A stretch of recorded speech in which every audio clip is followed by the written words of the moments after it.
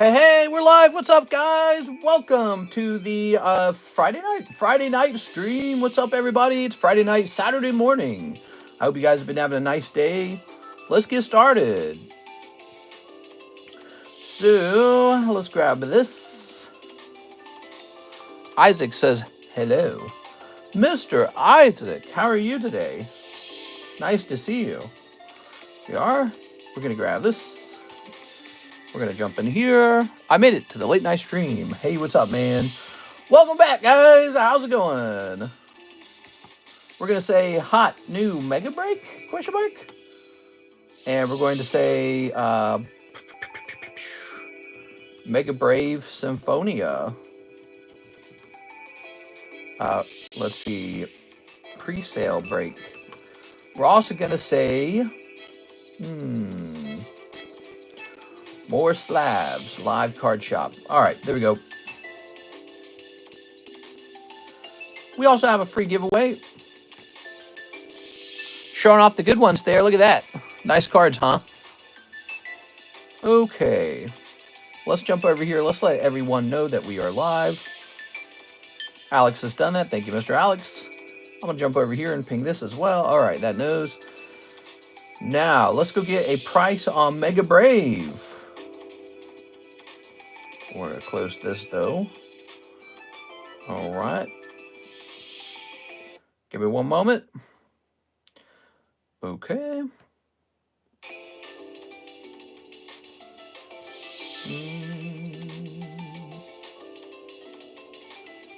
Okay, let's see. Let's see.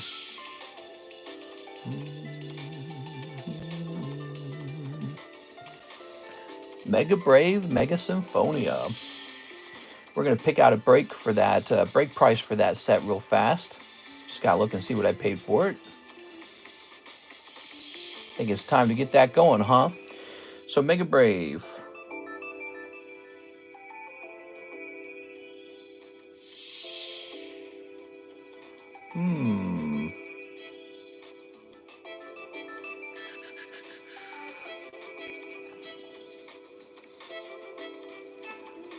I'm looking up and I want to see what I actually paid for them real fast. Wow. I paid a lot and then he dropped the price afterwards. He's got to stop doing that to me, man. All right. So let's find out what the actual case price was for me. All right, now let's divide that by 12. Now let's divide that by 30. Okay, I have a price now. By the way, are they 30 packs per box? I bet they are. Oops, did that music just stop? Oh, weird. That was such an abrupt stop.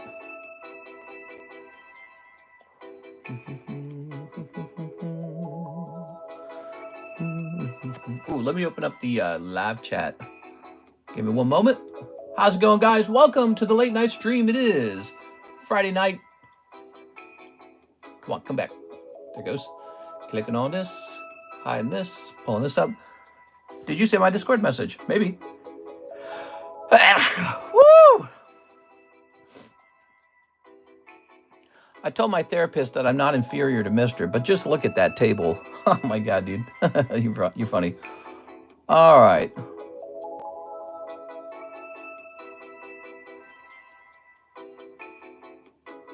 Joel, you can't spam a hashtag like that, okay? All right. Never seen so many dang Charizards. Hell yeah, dude.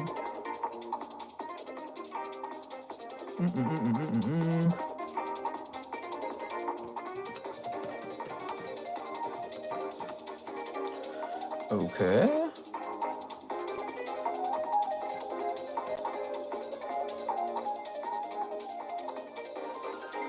All right.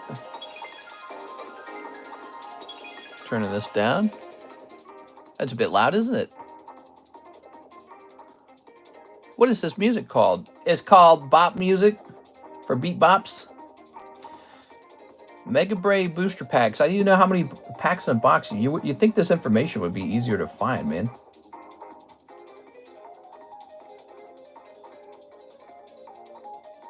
It looks like a 30-pack set. I'm pretty confident it is.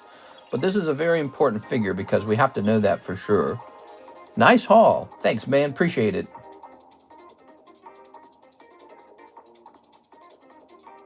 Ah, it is a 12 box case, so that part's good. I assume that. You could tell by the box shape. It is 30. Perfect. Thank you so much. Appreciate you chipping in with that. All right, so we want to start doing a break on Mega Brave, Mega Symphonia. I think we're going to have them together. All right, and so we have a break ready. It looks like it's going to be... let me just see that one more time. So it looks like we're going to do about $4 per pack. That's going to be the price on them. I'll go set that up right now. They're not here yet, but they're almost here.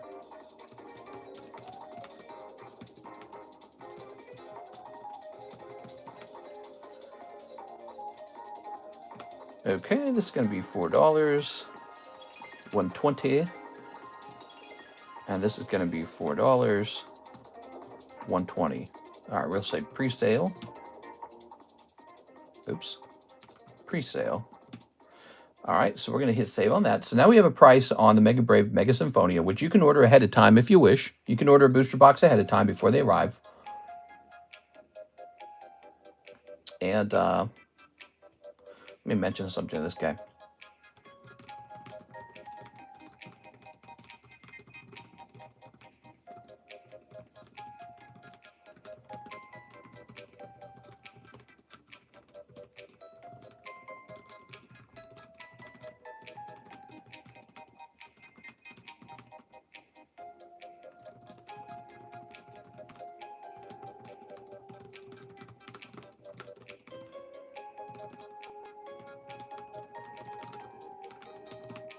All right, there we go.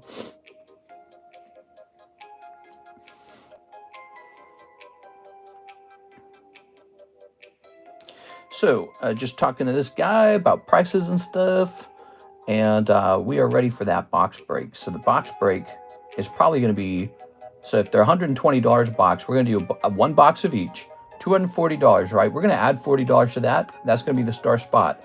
So it'll be a 1 in 7 odds. All right, there we go. 1 in 7 odds. Mr. has the master type speed. Oh yeah, I've been told that I type pretty fast. Tippity tap, tippity tap. Oh, let's get rid of this. I gotta get rid of these off the table already. Dang, dude, it's hot in this room. It's hot in this room. You know what I think's happening? It's cooling off outside. Yeah, we finally get cool weather. Let's see what the weather is right now. I'm curious. I'm like sweating, dude. All right, it is 62 degrees outside right now. 62 degrees. Oh, I see. It's especially chill right now. Saturday, Sunday, good weather. Ooh, I should take Kyrus out. Here we are. Another actor passed you. I found a CGC-10 Team Rocket Hound doing today at the local shop for $30. They are dying like crazy. Oof. There are. All right. There's a lot of older actors from another time period, you know, the 90s, the 80s, the 70s. Clint Eastwood hasn't died. He's going to die someday. He's like 100, dude. I'm not even exaggerating. I think he's like 99 years old or something. That guy's super old. Of course it's hot. There's 4 Charizards. We are. Only thing hot is Mr.'s breath. Okay. Joseph Ziegler died. What was Joseph Ziegler in? There we go. Trash that. Now, if you guys are looking to get into a Mega Brave, Mega Symphonia break, we're going to host that. Draw a line down the middle here. Not a very good line. We're going to say Mega Brave Symphonia. And it's going to be obviously $40. 1 in 7. And there shall be a star spot. It's getting hot in here. It's so hot. So there it is. You get 1 of each box if you get pulled here. That's for those who are excited for the new set and would like to enjoy a box break on it. In this box break, one person takes both booster boxes. And it's called a pre-sale break because we don't have the items yet. So when they land, you'll have a store credit card that says I owe you 2 boxes if you get pulled. Pretty cool. we tend to do that for each Pokemon product that comes out, especially ones where people are feeling some excitement for it. He starts late, then we wait for him to do work he should have done earlier. Hey, how's it going, Modern R6? No, I normally do this live. In fact, I've done that live every single time. So that's the kind of work that is done live. We work on that while we're live. There's a very good reason for that. If you didn't know that Mr. Modern R6, the first probably about 15 minutes of the stream, nobody really places an order. So if I had all that done ahead of time and I'm just sitting here, I'd be twiddling my fingers. Yeah, people don't place orders in the first 15 minutes. It takes a little warm up, okay? It's very natural. So I found that it's a good idea to jump in the stream, talk to you guys, and maybe knock out a little thing or two, maybe the theme of the stream, which, by the way, today's theme is definitely picking out a new Mega Break. We're on the hunt for a valuable vintage card that should be a Mega Break. I placed an order 8 hours ago. Ooh, we'll get that done. That's a pre-order. 2 boosters. Wow, I'm tempted. Order more celebration slabs. Ordered more celebration slabs. All right, but I started late for a good reason. I was working on the PSA submission. It's a very big deal. That's a big one. The PSA submission that's going out is a really big one. And it's not even completed because, well, it is. That one's completed. We're going to do a second PSA submission. That one's going to have La Flames cards in it. So there was a lot of demand for PSA grading in the last month and however long it's been, 1 month. And yeah, the demand has been very high. It's August 1st. Now we're going to get that submission out. And yeah, and then I got to work on the tag submission next. So it's a lot of work, believe it or not. Submissions are not like cheap and easy. It's a kind of sophisticated thing, you know, because you have to decide what is worthy of being graded, and then you have to sort of vet them for gradability. So it actually takes a really long time to get one submission out. It takes a long, long time. It's not just your cards, it's my cards too. All right, we'll place this back here. I want to hear some ideas for what you guys want for the Mega Break. We got a spot open for the Mega Break. We don't always have a spot open for the Mega Break, so tonight's a rare night. It's a Mega Break night. All right. Use that gold diamond as the Mega Gold Diamond. What is he talking about? Gold Diamond. Today's theme is 6's feet. Why is that one slab a different color? Which one? Which one's a different color? Dude, I'm sweating in here. It's hot in here. I gotta get the AC to turn on or something. This room is sweltering. Hold on. Let me open the door.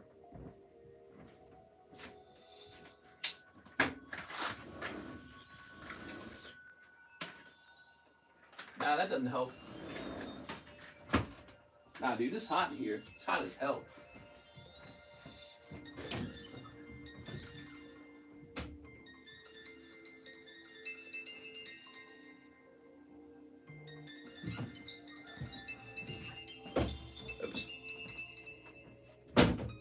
All right, I turned the AC up. Let's see, do we got anything cool over here? What we got over here? So many cards, man. I got so many cards. All right. Oof. You just put it in the box. Oh, you talking about the gold star? This was for the giveaway slab. Oh, yeah, we still got a giveaway slab. We were doing black-white ETBs. I'm going to toss that away. August donations, pre-sales, challenge rolls, pack break cheat sheet. That should be on Discord. Mega Brave Symphonia. New break, guys. There it is. PSA 10 Gold Diamond LC Charizard. Oh, I know what you're talking about. You're talking about the I don't even care for those. Those don't matter to me. Those don't matter to me. Okay, the little gold or whatever. Let's take a quick look. Let's see. I did some taxes today. Throw this away as well. Throw this away as well. Okay, those are all thrown away. And now we need to go take a look at how Mr. Brandon would like to spend his money. You ready? So Brandon says he would like 4 Upper Deck Halo packs and $8 left over. Okay, you got it, man. 4 Halos. Let's get started, guys. Mr. Brandon. 1, 2, 3, 4. Thanks for the PSA submission. Hope we get a lot of 10s. I saw really impressive cards in that submission. Our group has pulled some very special cards out, so I'm very proud of that, and I can't wait to see what we have in the future as well. Very proud of that. By the way, if you're looking for something to buy tonight on this special Friday night, we've got this Gym Challenge Pack with 4 spots left in it. 4 spots. That's not very much. Mister, are you ready for war with Russia? I don't know, man. I don't know what's going to happen. Russia's a jerk, dude. It is. I do believe that Trump probably at some point offered them some sort of reasonable end to the war. And then Russia basically probably just said, nah, we want it all. They probably said something like, well, I heard about some of their deals that they've offered as a peace deal. So Russia wants no foreign troops in Ukraine. So no guarantees for Ukraine to get protection from any other country. Despite this, Russia has help from North Korea. So how does that make any sense? So we're not allowed to place Western troops in Ukraine to make sure Russia doesn't reinvade. They want all the land they've already seized. And they want an agreement that Ukraine cannot join NATO. And then they think they want the sanctions lifted and all that. But so I think it's a very weak offer. Yeah, I don't know, dude. I think that Putin's in a very dangerous position. I don't actually think he can beat the West. I'm not completely sold on the idea that China wants to aid Russia all the way to the end. China, I think, just sides with whoever is giving us trouble. I think that's it. But I think China's really for China. What do we got? Oh, Anders. Look at that. So I'm not so confident that China's the strong supporter of Russia. I think they are right now because it makes sense for them to be. But if Russia wanted to drag itself into a nuclear war, I don't think China's following them in. I think China would be like, nah, that's okay. We don't want to be remembered for that. It is. Nothing to see here while they take Ukraine after fighting stops. After the fighting stops. Think of the Russian baddies, though. Waifu's almost ready. Mister, are you ready for war with Russia? I think that Putin's in a difficult position. I think he is. Here it is. Very nice. All right. I don't know what happens next. Let's see. Some of it comes down to the will of the Ukrainian people. Here's the thing about Ukraine. It really is mostly made up out of people that are very similar to the Russians, like genetically, culturally, language is similar.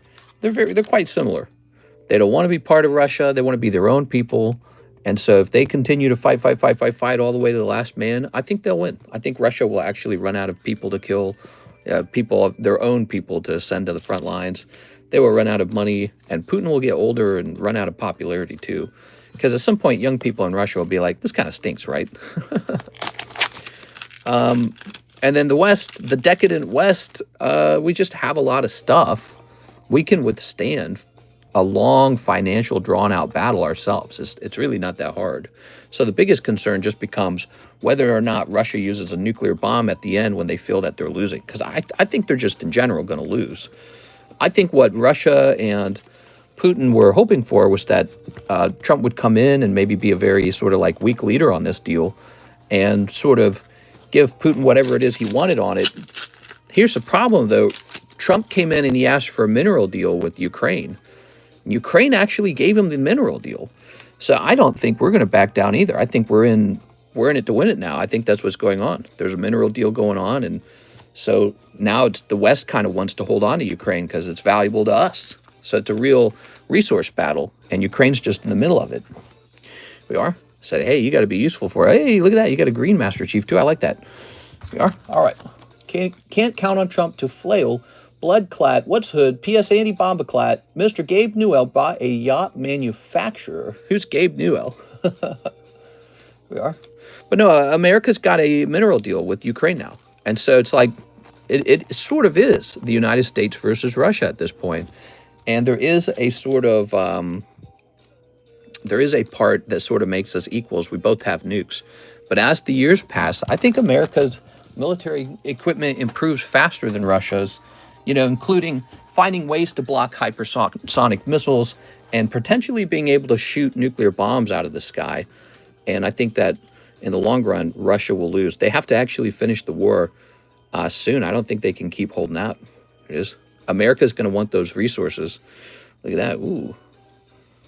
All right. I think that Ukraine, after having so many atrocities put on it by Russia, doesn't want to be acquired by Russia anyways. The Ukrainian people don't want to be Russian for sure now. You know, it's just not going to be popular. Look at all that. Ooh, lovely. Forgot Mister's a joysticker. Yes, I enjoy the Xbox Elite controller. So nice. Very nice. All right, thank you so much, Mr. Brandon. You got $8 left. Mr. Brandon. You got a nice numbered card, and you got a nice transparent card as well. See? By the way, oh, so they claim that the engineer was from Halo 3 ODST. That's so interesting because they're actually in Halo Wars. You got the original Elite. Okay. Lots of gradable cards in there. What's the difference between Russia, Ukraine now versus America, England 250 years ago? Yeah, I guess you could say America and England was an example of, you know, the Americans not wanting to be part of England. And that ended okay for us. Yeah, it's an interesting thing. I think that I would have liked to have seen Putin make a deal with Trump and just everyone ends the war and walks away and scratches their butt and that's it. But Putin really wants Ukraine, and Ukraine's actually giving us concessions now. They're saying, here you go, America, you can have a reward for winning. And it's like, well, wait a second, we're getting rewarded now. Now it's a little different. We have a different scenario on our hands than we did just a year ago or 2 years ago. We get a cut of the land if we win. It's like, well, and that's debatable, you know, how you feel about it and all. Look at all those beautiful slabs, guys. Breaks all around, Cloud, Trafalgar Law, Jim Challenge. We got Aki Rose and we got Meowth. It didn't end okay for the Native Americans. Yeah, well, I mean, you know, when I was younger, I actually read this series called The Forest Runners, and it was written back in like 1912, and it talks about the early colonial years in America, and it's interesting because it kind of gives some unusual details about those early years. I really read that when I was younger. I was required to read a lot of books, and it was a fictional story, but it was written by somebody who was really living out there. And they were talking about how, you know, many of the problems back then was not just that colonists moved in and started colonizing some places, but the Indians or the Native Americans weren't exactly super friendly. They really didn't like each other. They tended to kill each other, and when they killed each other, they would take slaves, they would take the women, they'd murder everybody. It was really vicious stuff. Like, think of the Aztecs, right? The Aztecs weren't exactly loved by anybody. And Indians in America and North America had some of those similarities. It depended on what tribe you're talking about. Some of them were more peaceful than others. So, you know, the colonists weren't always just on the war path wanting to kill everybody like a genocide. Sometimes they were just defending themselves because it just came down to that. You know, somebody in the tribe would say, all right, let's go wipe out all the whiteys. And they lost. They would go in to try to take a fort down and they'd lose the fight. And then they wouldn't try to copy any of our strategies. They would just keep using their strategy, and they just kept losing. Here we go. Okay, but that's a whole different subject. That's a whole different subject. We all originate in Africa anyways, right? Isn't that the theory? Let's go grab Mr. Brandon's card. All right. So we're really just fighting ourselves. We're just distant relatives. And I have a strong belief that all land is conquered. If you didn't conquer it, somebody else is going to conquer it. Here we are. All right. There we go. Very good. Can I do consignment on the PSA 10 promo Slowpoke I got from the live customers during the daytime stream? Yes. Let me go grab it. Okay, I'll be right back.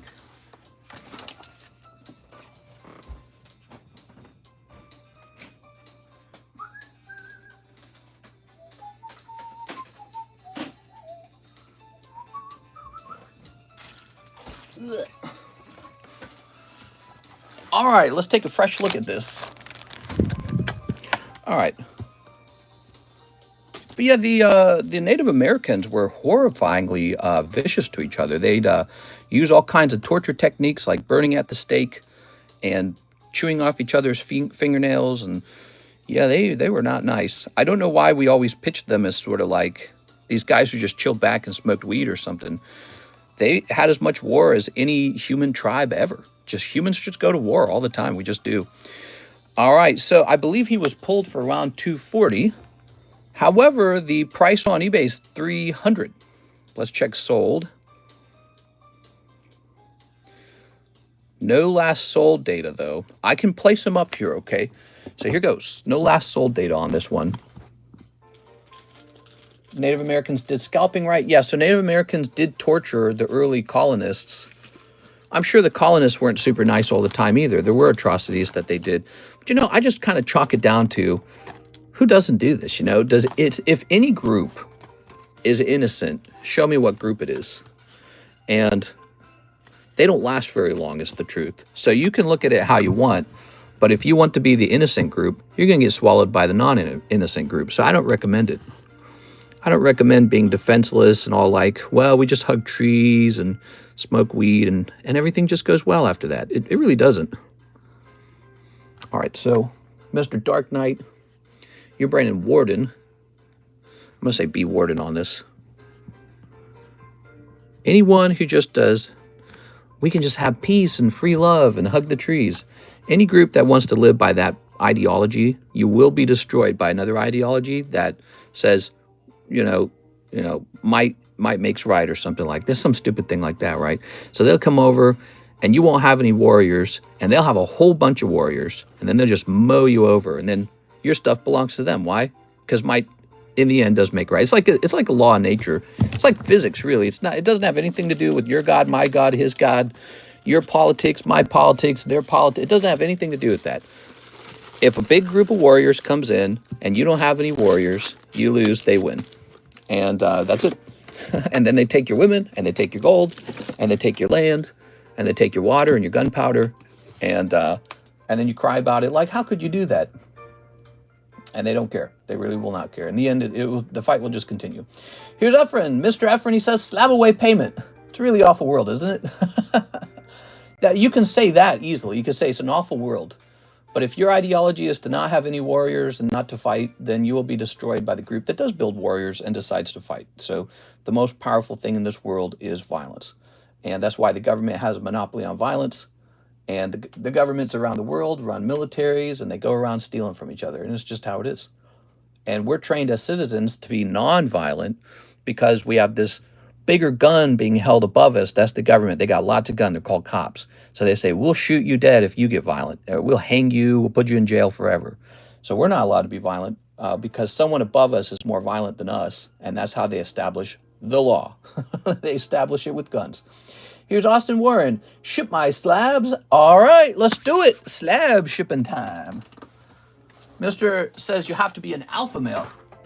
Welcome, everybody. Welcome to my alpha male podcast. No, but it's just sort of like you learn all these rules about physics, like gravity, right? Gravity is like a law of physics. I almost want to say like violence is a law of physics too, man. You can't escape it. It's just like it's like a biological law. I think that Charles, what's his name? Is it Darwin? Hold on, wait a second. I always get this guy's name wrong. No, not Charles Darwin. Who's the modern guy? I always mix his name up. Their names are all kind of similar. Let's see.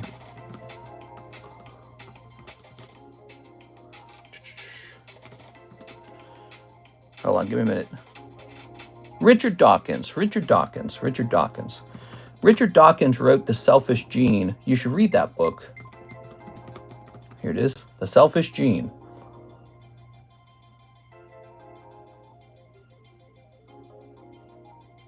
The Selfish Gene is a 1976 book on evolution by ethologist Richard Dawkins that promotes the gene-centered view of evolution. Here it is. We work together in a civil manner, but it's to acquire resources and establish our own freedom and reproductive success. We don't do it like in a benign way. We do it because it benefits us biologically. So, as an animal, we're still aggressive toward other animals. We're still aggressive toward anything that isn't human. And then even amongst other humans, if you're not part of the group, we're aggressive to you too.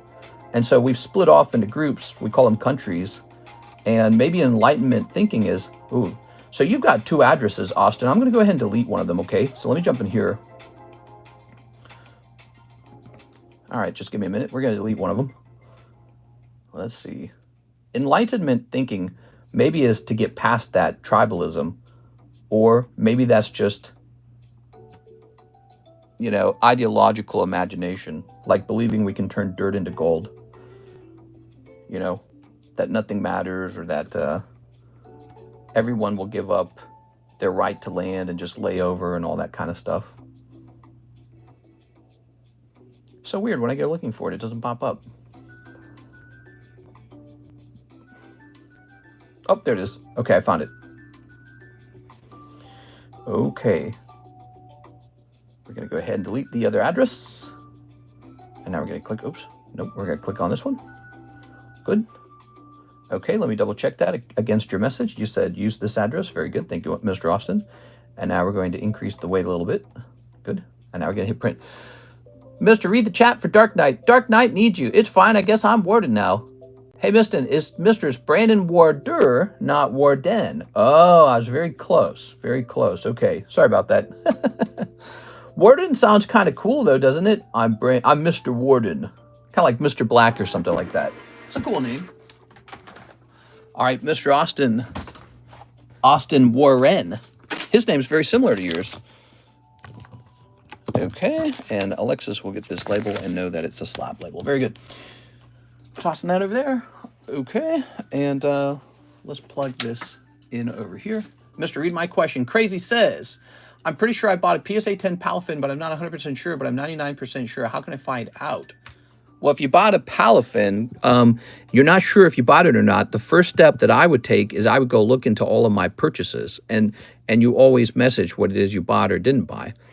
So you can just go look at your purchases and the history of your whatever app you use, whether it be PayPal or some other thing.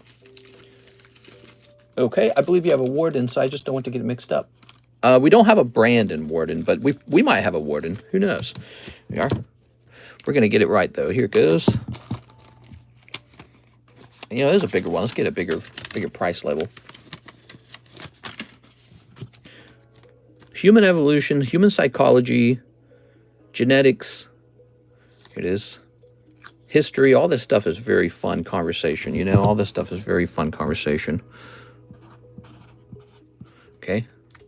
Some part of your genetics tells you to fight and go acquire goods and to be aggressive and to go have sex and to reproduce. So some part of your genetics pushes you toward that all the time. You didn't ask to do that. It was given to you by your ancestors from millions of years ago over time. And so this idea that we can just snap out of that like that with enlightenment, it might work. Might work amongst just a small group of people who are super, super smart and understand that, you know, nature has pitted us against each other. And that group might be so clever that they can get over their individualistic egos, their natural instinct towards selfishness, and say, let's live in harmony and peace. Regardless of whether it benefits me or not, let's do it because it's the right thing to do. So you might get a group that clever that can do that. But most of society is not that clever. That's the problem. Most of society will run off of their instinct. And say, actually, that hot girl over there, she's for me, not for you. I'll have children with her. So that's where we'll stay, I think. Hathim says 6 Japanese. OP12s. You got it. All right. Desire. The flesh. What? I kept looking, and I bought so many Poke Shuffles that it was showing... Oh, it's a Poke Shuffle. Never mind, I figured out how to get it to work. I did buy the Palestine. The Palestine. 1, 2, 3, 4, 5, 6. You bought Palestine? When did this happen? All right. I bought so many Poke Shuffles that is all it shows. No, that's a good point. That's a good point. By the way, if you guys ever want to keep track of your stuff more easily, you can purchase a private channel in our Discord server that only you can see and only I can see, and I can take pictures of your slabs as you buy them. All right. It can help you remember what you had with me if you intend to keep it over here for a while. Good for international buyers, by the way, especially if you intend to just keep your collection over here. All right, what do we got? What do we got? Mr. Thim. Men will destroy men over women because of the patty cake. Right, deep, deep, deep down in your gut, you've got this set of very robotic genes. You were not self-made. You did not create yourself. You came out of evolution. You came out of biology. And you are the animal that you always were. It's deep down inside of you. It's what makes you a bad person. All the bad things you do in life that hurts other people, or it's selfish, or it's greedy, that's that animal side of you. It never went away. It's still inside of you, and you have to work really hard to not do what you want to do, right? Like the cops have to terrify you into being a civilian. You have to be terrified to not steal, to not abuse women, to not do many things. You know, there's so many rules you can break. You have to be terrified by religion. Don't lie, don't steal. Religion terrifies you. It tells you you'll go to hell and you'll miss out on heaven if you do not stop acting like an animal. Your parents terrify you. When you're a little kid, you're perfectly selfish, and your parents smack the crap out of you and say, hey, we won't tolerate that. Stop it. And then you go, oh, crap, I don't want to get smacked by anybody. So you learn to sort of, you know, repress that part of your mind, the animal part.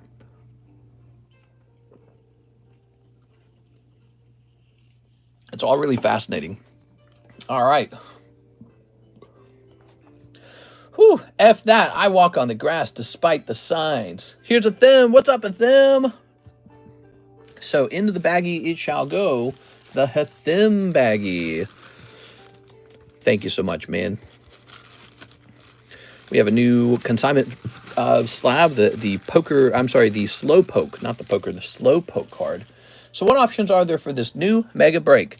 Mega break. Here it is. 1 in 7. There's a star spot, $40 buy-in.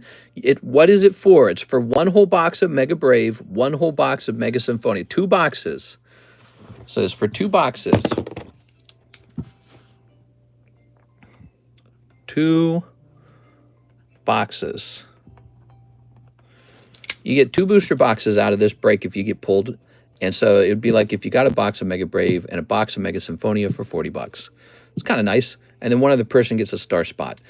It's a pre-sale break, right? And that means I won't be able to actually open it for you until the product arrives. Okay? Just letting you know.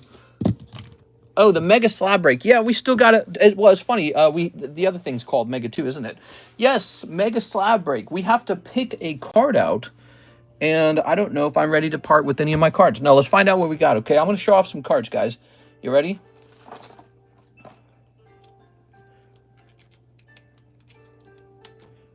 Ugh. If you stand in the dark long enough, your eyes will adjust so you can see. Pot Rot, Hunduster, ooh, a Prism Charizard. That's kind of an interesting one. Slowpokes, Houndour, Squirtle, Tyranitar, some more of these James signature cards, Nidoking. Gengar is a real hot Pokemon card these days. Do I have any Gengars that would make sense? I do, but they don't really require a Mega Break. They don't require a Mega Break. Let's see what else we got here. We've got Mew. That's a cool one. Pikachu. He's nice. Dark Alakazam. It's a free card. DP's Chansey. Nami.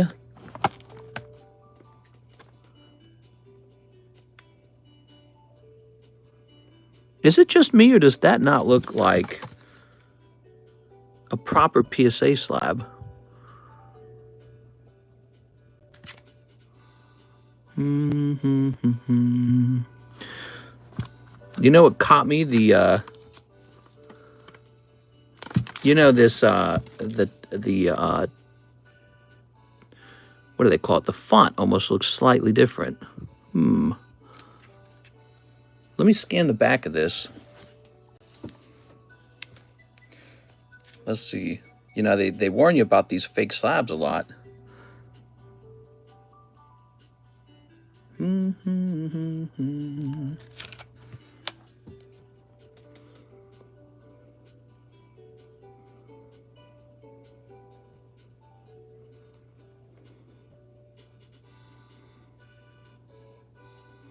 Maybe I'm just going crazy.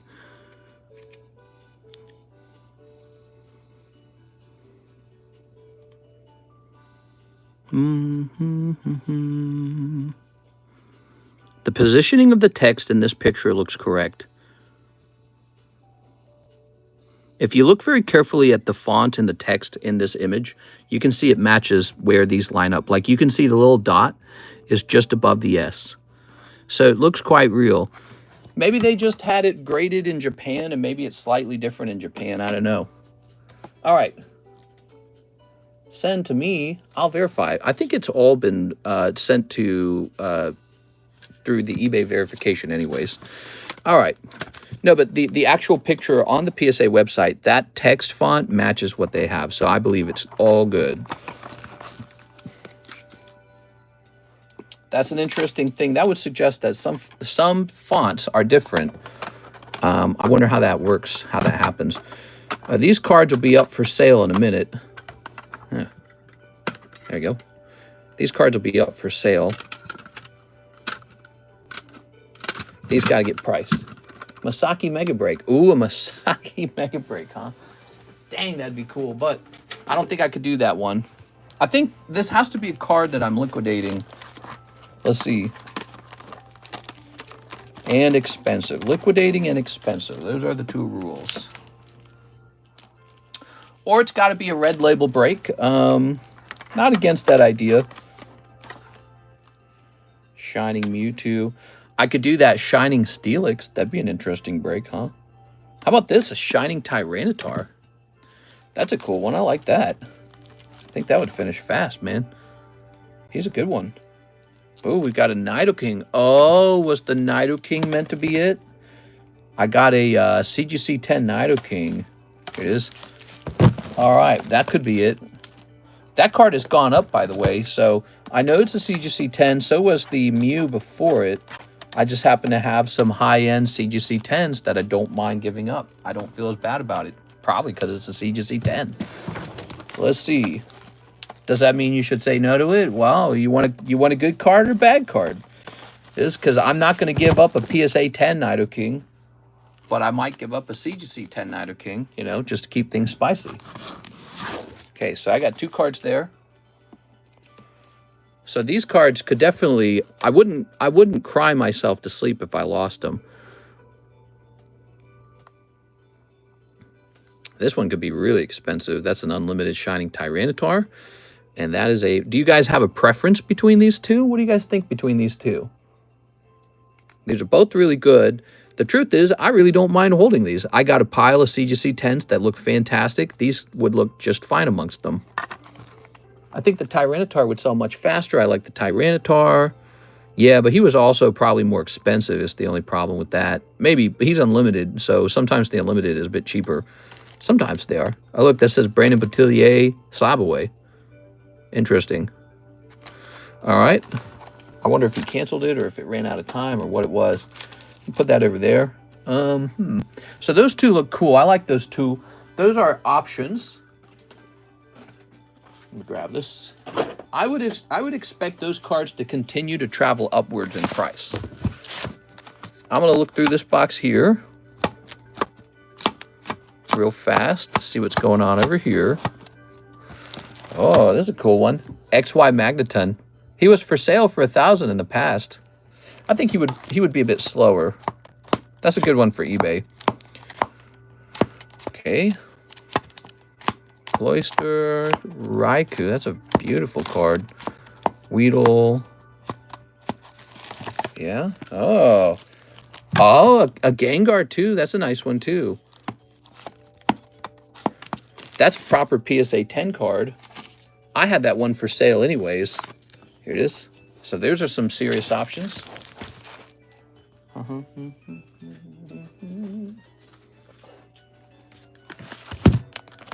Let's see what else. Ow. Look at this card. It was priced at $1,100 as a red label, and I put this green bop on it that said it's going to go up. I was right. No one got it, though. Nobody bought it. They said, nah, I don't want that Bubble Mew. I said, all right, I'll take it. I don't mind. Because I think it's going to go up, so what do I care? All right, I'm just looking through this box, too, now. It's a nice Pikachu. Okay, I've seen these.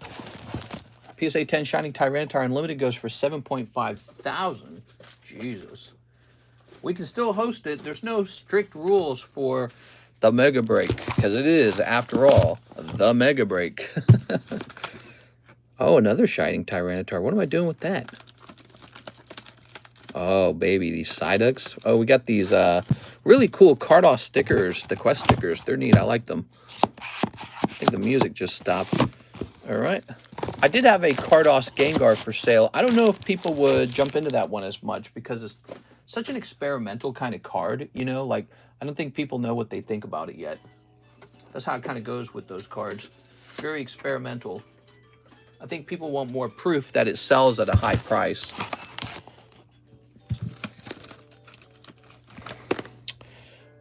Rayquaza would be a very solid one. We could do a red label Rayquaza, you know. Oh, we could do a red label on lots of the modern products. So we could do a red label Prismatic Umbreon. We could also do a red label Evolving Skies Umbreon.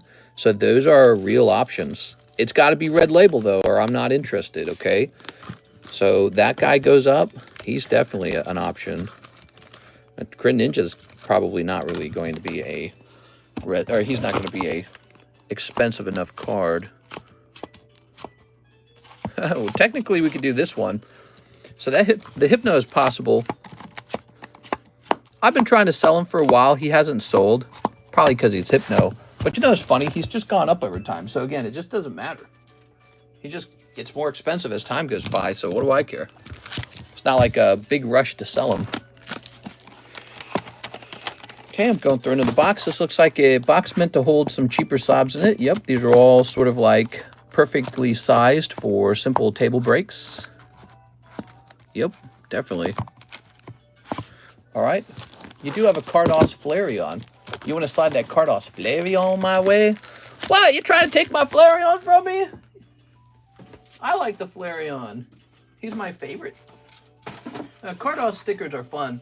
I think as you see them more, you will wonder about owning them. But yeah, I don't expect people to appreciate that they're like pop 5 right at the get-go. Pop 1, pop 2, pop 3, pop 5, whatever. What do we all have back here? We got 3 slab boxes back here, taking up lots of room. What do you guys like on the table so far? Give me some feedback so far.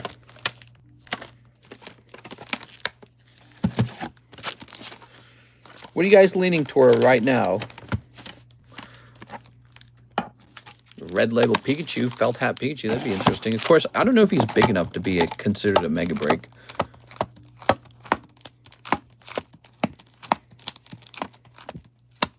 Look at this, I bought this. This is an ace graded slab, right? Look at that. Huh. I offered that as a break and nobody wanted it. Now it's probably like twice as valuable. Oh, that card's not even expensive. We don't need to do a mega break on that. Ooh, we could do a PSA 10 one of these. That'd be interesting. All right. I'm leaning toward my order being processed so I can go to bed. No problem, man. We're going to do this first, though. The title does say what's the next mega break, so we're just working on that a little bit. All right. We'll get to your order. All right. Oops. I only want the cards that you'll cry about later, says Ryan Shapiro. I feel, yeah, well, you know, if I can replace them, it's not as big of a problem, is it? That's not a problem if I can just replace them. So a card that would make me cry if I couldn't replace it, huh? Let's see. There's always Charizard. I feel like sometimes Charizard's not the top pick sometimes.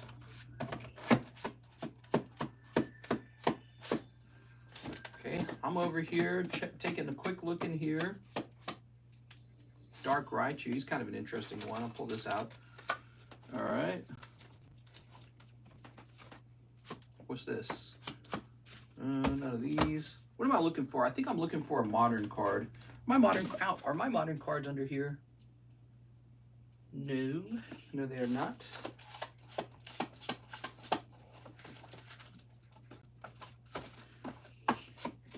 Those are my Rocket Returns. Is this it? I think I found it. Hold on.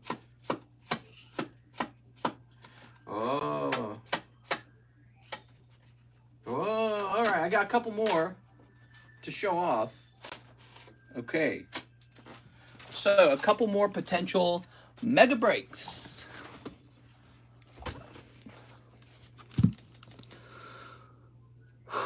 Ray could be cool. Yes, he does. He buys sealed to sell to us. Okay. Look at that. Couple more options. These will have wildly different prices from each other, so you may prefer one with the better price. Here's Giratina, here's the Moonbreon, here's the Umbreon Darkrai, here's the Dark Raichu. We also have this. So if that's 2.6, I'm probably going to want to sell one for like 3.6, you know what I'm saying? Because that's going to cover all the fees, all of the processing fees, the taxes, and then there'll be a little bit of money to make with the margin that makes sense. So there's that guy. Here's this guy. These two are actually options for the Mega Break. They could actually be hosted. Mega Break options. Giratina Rayquaza, they're actually a lot more affordable. These would not be as crazy. So those are very nice looking. Umbreon Darkrai is a nice little card. Here's a genuine PSA card. So some of these vintage cards are not PSA. We've got CGC, Nidoking, Shining Tyranitar, Dark Raichu, right? Those are pretty cool. But then these two are actual PSA cards. These need updated prices, $425, $325. But yeah, we'll update the prices. But what do you guys think about this? He has probably over 3 million or more in products and slabs, if not more. I bet at least. You should host a Rayquaza celebration. Tyranitar, I'm too scared that if you do modern, they could drop over the months, leading to decreased interest. Well, you know, that did happen in the past. The modern fell in price, but guess what? So did the vintage. So when people lose interest in Pokemon, it all falls. It's not just modern. And modern has outperformed vintage cards, is the truth. So those three are very nice. I have them not by mistake. They're in my inventory just like everything else. And then these three are not bad. Tell me what you guys lean toward. Say one Pokemon name, and you must be a customer. You can't just be a guy watching, okay? Because sometimes we get a bad read on what people actually prefer. So there's some modern cards. Yeah. Remember, some are cheaper than others by a lot, like $1,000, $2,000, $3,000. This guy looks exciting. He's probably one of the most expensive ones, though. Umbreon, just one, okay? Just list one Pokemon name. Giratina, Umbreon. We need a new Pokemon movie, then it's over. I'd get into the Giratina. That's two people saying Giratina. Me personally would be Moonbreon. Yeah, Moonbreon, he's classic. I don't know if you remember back in the day, Tammy, we did Moonbreon breaks for like $1,400 or something like that, and people thought that that was outrageously expensive. Now you have to pay so much more to have a Moonbreon break. Dark Knight says Tyranitar. I can't choose. They're all nice. There it is. 99K giveaway. Come on, do a mega giveaway, Mr. Moneybags. We are doing a giveaway. You got to get to 100,000 subscribes. We're heading toward it. We're closer to it, but you got to help me out, okay? Or you can just sit on your hands and wait for me to do it all. But, you know, if you really want it, give me a hand, you know? Smack that like button and let your friend know about this stream. Your recommendation goes a long way. All right, so I've shown off some potential slabs for the mega break. Here they are, beautiful slabs. Let me place them to the side now and start processing orders. We don't want to rush into this. Get on the donor list by giving out memberships.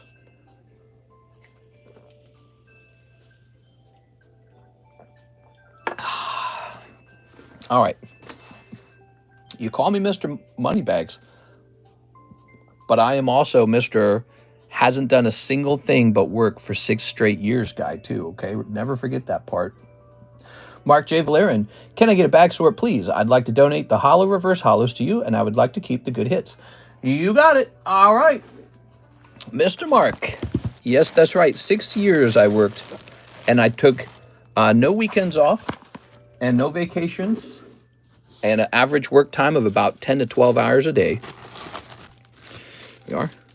And I dealt with lots of bull crap too, and good times too.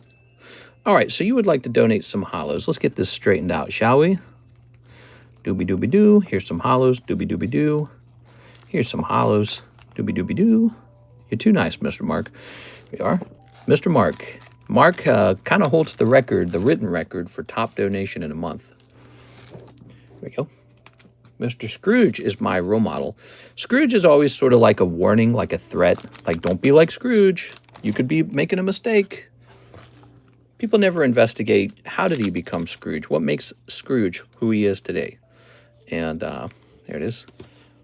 I think that the world presses down on a person like that, and then they turn into Scrooge, you know, and the mistake is staying Scrooge. There it is. But I don't think it's just this sin that Scrooge has committed because he's a sinner. You know what I mean? Like, oh, he's just naturally evil. Right? Like, they never really explain how he got to that point.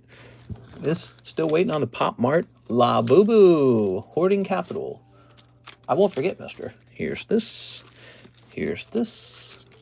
I think you should take a photo of each and make a poll in Discord like you did choosing a booster box in the past. Here we are. Oh, well, what we could do is just we can host a poll right here, but we hosted a poll and people chose Crown Pikachu. Remember that? People chose Crown Pikachu and it sucked because it wouldn't finish forever. Okay. Get some of these sleeved up for you. Always, why is Scrooge? Never how is Scrooge. I think in the Disney Muppets version of the Scrooge Christmas Carol, which is one of the best Scrooge movies because it's so charming and enjoyable, he has that critical point where his fiance walks in and he's a young man and he says, "My investments aren't performing as they should." That moment really sticks with me because it's a very relatable moment. You know, we can't have a wedding. My investments are not performing as they should. What, we're going to waste the investment money now? And by the way, I want to point out, what if Scrooge is actually right and she's just kind of bad with money? Have you ever thought about that? Here we are. What if Scrooge, because the story is written from the perspective that Scrooge is very bad. What if he's right? Maybe you shouldn't waste your early money. Maybe you should invest it in a home or something. That's not so terrible. But no, it's automatically understood that he's bad. He's like lame at parties. All right. Wow, that is a great card. I love the Tepig. Master Ball Cottony. Nice. Whimsicott, that's going to be a cheap card. You've got your AR here. Here's a nice little card.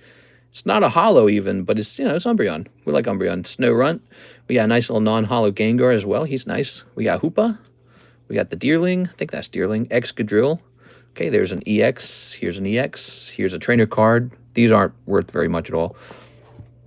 Excuse me. Scavillain. Bouffalant.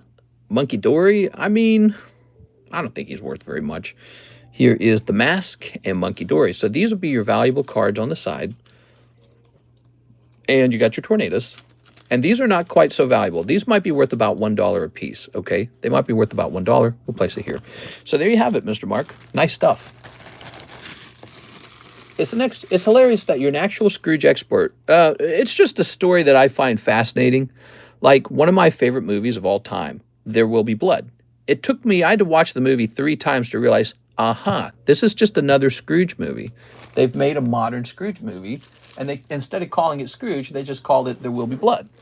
And it's a perfect movie for a Scrooge story because it opens up with him scrapping about in the desert for a piece of silver.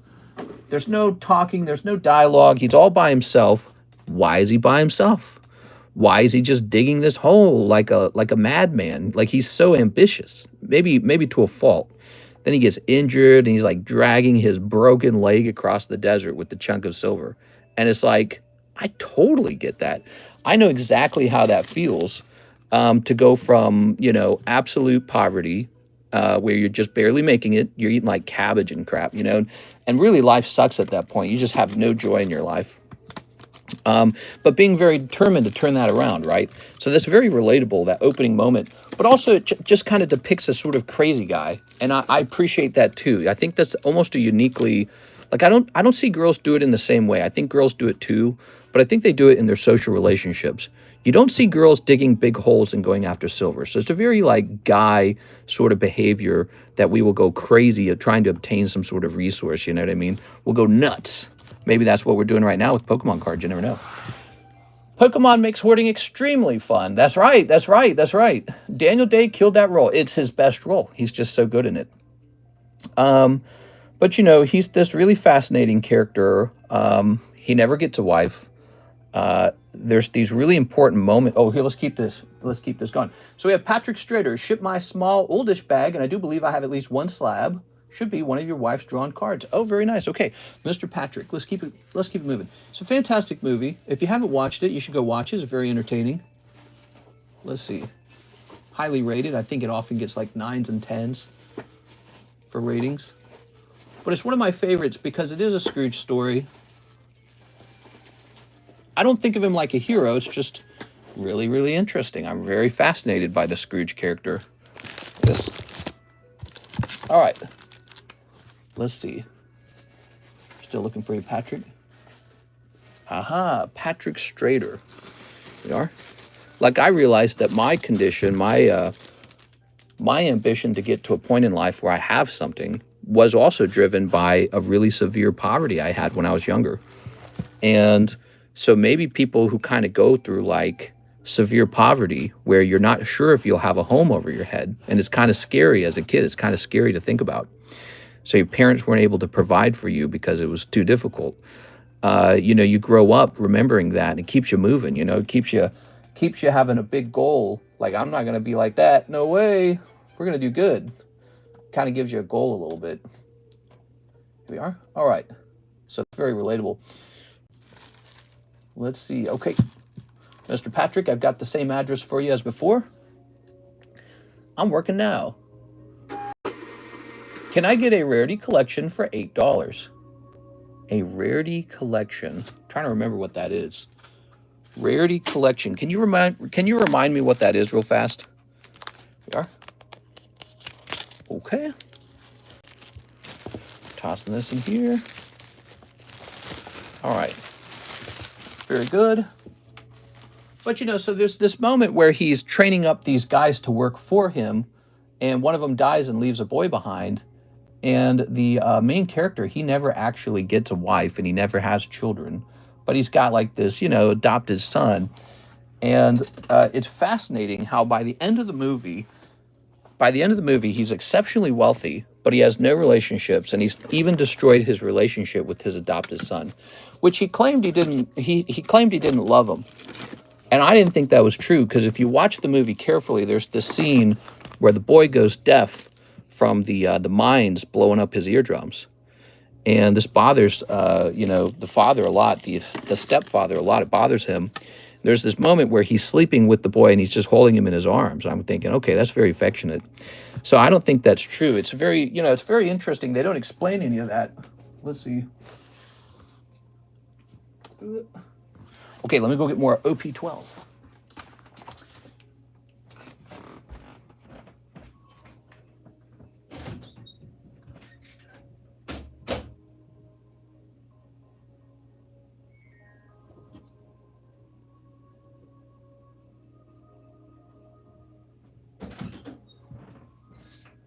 All right, there we go.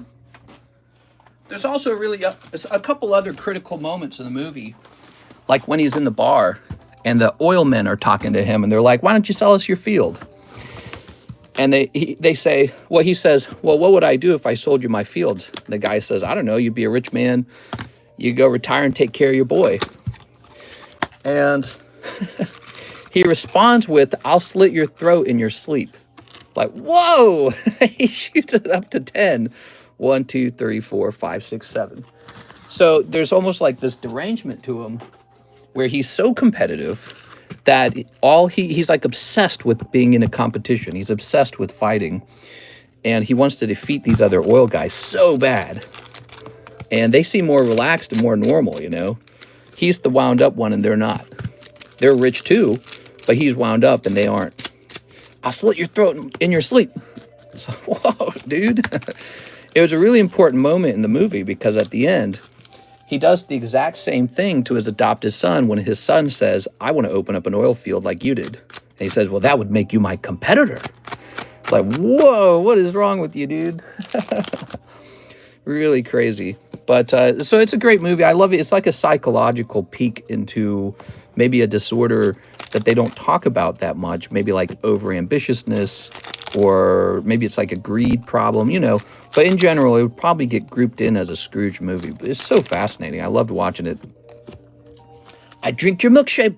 I drink it up. Yeah, he ends up murdering that guy right at the end, which is also really fascinating because it suggests he doesn't even self-preserve. He doesn't, you know, he's not scared of losing everything and going to jail. He's just violently angry inside, you know.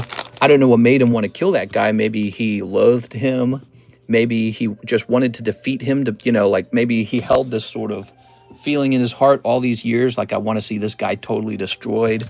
And maybe the show's associating that with just murderous violence, you know, murderous intent.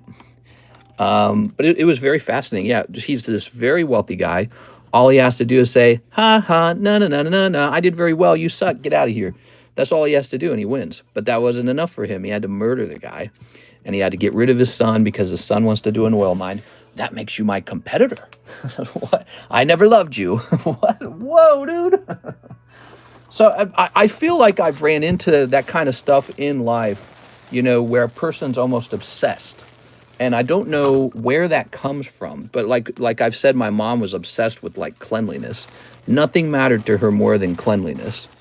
And she had 11 kids, so it was near impossible for things to be clean. But nothing, no one and nothing, nobody and no thing mattered more to her than keeping the house very clean. And so I've seen that sort of really sharp obsessiveness before. And that was what that main character had, was this sort of obsessiveness over just defeating everybody. He just wanted to defeat everybody for some reason. All right, here's a theme, 6 OP12s. You got it. All right. What kind of church did your parents go to? We went to a Catholic church. I actually liked the Catholic church. It was nice. It was pleasant. 1, 2, 3, 4, 5, 6. Da da da da da. Yeah, it's a beautiful religion. They got a lot of nice music and art and cathedrals. I like that kind of stuff, to tell you the truth. I don't really, I'm not very religious myself these days, but, you know, I still appreciate this sort of pageantry of it. Here it is. There's a sort of grounding nature to it, you know, learning things like sacrifice and humility. Those are important things to understand, even as a kid. Let's go ahead and snip this, or maybe especially as a kid. So if you don't learn those things, you actually grow up with fewer skills. Understanding humility is a strategic advantage. We are? All right. Cleaning mothers who obsess over it, once empty nesters, a lot of the time become hoarders, the dirty, nasty kind of hoarding. She would never do that. I know for a fact she would never do that. We are. No way. No way, no how. Here is a hollow. She was genuinely cares about keeping things exceptionally organized and exceptionally clean.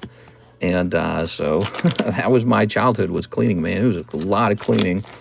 We had like a structure. There was like daily chores, then there were weekly chores, and then there were monthly chores. And it was on a schedule. And it was intense, dude. It is. It's like I left home and I got a job at Target, and it was so much easier than doing chores at home. Like, it was much harder to be at home doing chores for 11 children than to be at Target just like stocking. You stock a shelf wrong, they're like, don't do it that way, and you're like, all right, I won't. They're like, cool. And nobody cares.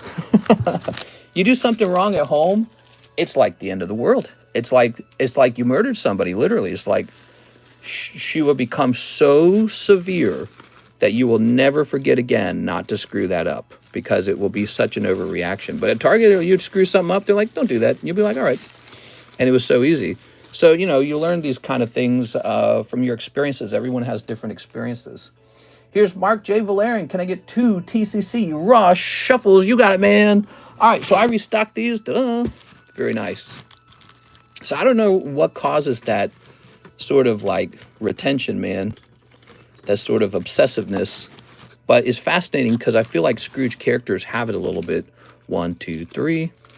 I'm not completely convinced that Scrooge characters actually even enjoy money. That's the funniest part, right? Like, Warren Buffett has all these billions of dollars, but he never spends it. Why does he never spend it? Isn't that the point of it? He just likes money for its own sake. He never spends it. All right, that is a cold pack. Let's see if this one's cold. Oh, that is also a cold pack. I'm sorry, you got 2 cold packs there. All right, so these have been restocked, and they're made in the same fashion as the Pokey Shuffle. And these are what cold packs look like. This is like as if you had pulled 2 cold cards out of the Pokey Shuffle. It's the exact same thing, but you actually get holographic cards. So it's not 100% the same. Cleaning mothers, all the money is on the walls. OCD on steroids. Yeah, she wasn't like clean her hands over and over again kind of OCD, but it was like she expected this sort of extreme competency out of the kids. Like, we had to be really, really competent, but we were just kids. And if things were done inefficiently even, she would just get so angry, dude. She's like, you could do this better. I was like, whoa. And you don't realize that that's an odd thing until you leave. Like, you have a feeling that that's not right. But once I was out of the house for a while, I was like, oh yeah, she's crazy. You know what I mean? Like, it was real obvious once you were out for a while. You are? It's like, that's too much, man. Do your preventative maintenance tasks, little misters. It's well, you know, it was a good environment to learn how to work. I can tell you that. You definitely learned how to work. Here is David Velez. 7 OP12s. Let's get a manga out of these OP12s, guys. All right. Yeah, my dad was a lot more chill. 1, 2, 3, 4, 5, 6, 7. I think he was kind of scared of her, to be honest. I think she did a lot of watching the children for him, and he did not want to challenge her on that and stir up some kind of big fight. It is. All right. Because one of the things that I realized in hindsight is like, man, he put up with a lot of really not so nice behavior from her. You know, some guys are like that. Here is the checklist. Here is Jiltion. Of course, he was a spender too. He liked to buy stuff. He liked to work hard and he liked to buy stuff. My mom was like the opposite of that. She did not like to buy stuff. She was a more severe penny pincher than I am right now. However, maybe that's all that kept us financially sound. So it's a very fascinating thing. You know, it's a matter of environment. You got 11 kids. Well, you know, you can't spend money. That's just how it is. You can't have any fun. You can't afford it. We are. But yeah, so the Scrooge stories are very fascinating to me. They're like a series of observations on people's behaviors, maybe learning to dislike people. So like they depict the Christmas Scrooge a bit like that, like he condemned people or he was disgusted by them or, you know, whatever it was. Here it is, David Velez. He had this natural disdain of people and cheerfulness. He didn't like the cheerfulness and the wastefulness and whatever it was. But, you know, I've experienced some feelings like that before, too. So you get somebody does something wrong to you, and you just think, how can anyone be this way? How can someone be bad? Like, how can you hurt others? It just doesn't make any sense. And if that happens enough times, if you run into thieves, if you run into scams, if you run into even people who just drive especially dangerous, like going 100 miles an hour in a 70 and then, you know, swerving. It's like, what? You're going to kill somebody, bro. I don't want to die today in my car. When you run into that enough times, you start to feel a little less open to people. You start to feel a little more closed. Well, Scrooge might be an example of like an extremely closed person, a person who has no more room left and he only has disdain for others or something like that, right? So that goes back also to the There Will Be Blood character. Maybe that character developed that sort of desire to be away from everyone or something, you know, like why is he in his rich building by himself, not throwing parties, not having, you know, 6 girlfriends? That was a really fascinating part too, right? Like he had that guy who tricked him. He lied to him and told him that he was his brother. And I had this sense in the story that was actually important to the main character, that he had a brother. He's like, I have a brother. And then it turned out he was a scammer. It was a guy lying to him and he tricked him into believing that it was his brother. And he knew it wasn't his brother because the guy was too loosey-goosey. Remember that? He had sex with the girls. But the main character didn't want to have sex with the girls. He's too wound up or something. I don't know. He doesn't drink. He doesn't smoke. He doesn't have sex with girls at all, which I don't relate to that. But the main character in that show is like that, right? And then he killed that guy who scammed him. So that was that sort of like learning to not trust people, learning to sort of have a desire to distance almost. The more people abuse you or take advantage of you, or you learn to just find them disgusting, whatever it is. I think if that happens to you a lot, my suspicion is you start to lean toward wanting to become like Scrooge. You know what I mean? And that's a real fascination. That's why I'm saying it's like this fun psychological subject. Do your preventative maintenance. Do you believe in the Mandela effect? Like a butterfly farts over here and it makes a tree crash over there. Is that the Mandela effect, or is that the butterfly effect? Is part of it the security that comes with money and the avoidance of social damage over financial losses? Well, for me, you know, I'm not trying to suggest that I'm necessarily a Scrooge character with this whole conversation, just that I find him super fascinating. I'm like a video gamer. I'm a huge nerd. I've always liked finances, and I will play video games just to play video games, no other reason. And so this is kind of like a video game for me. Maybe it's like asset management. Maybe it's like collecting, sort of like hoarding. I don't know. But it's just very fun. Like, we're all here because we find this fun. So if you find out I have a lot of Pokemon cards, it's like, yeah, they're fun. It's not quite the same. And I'm happily married. You know, Scrooge doesn't get married. Same with the Daniel Day-Lewis character. He never gets married. So I'm happily married.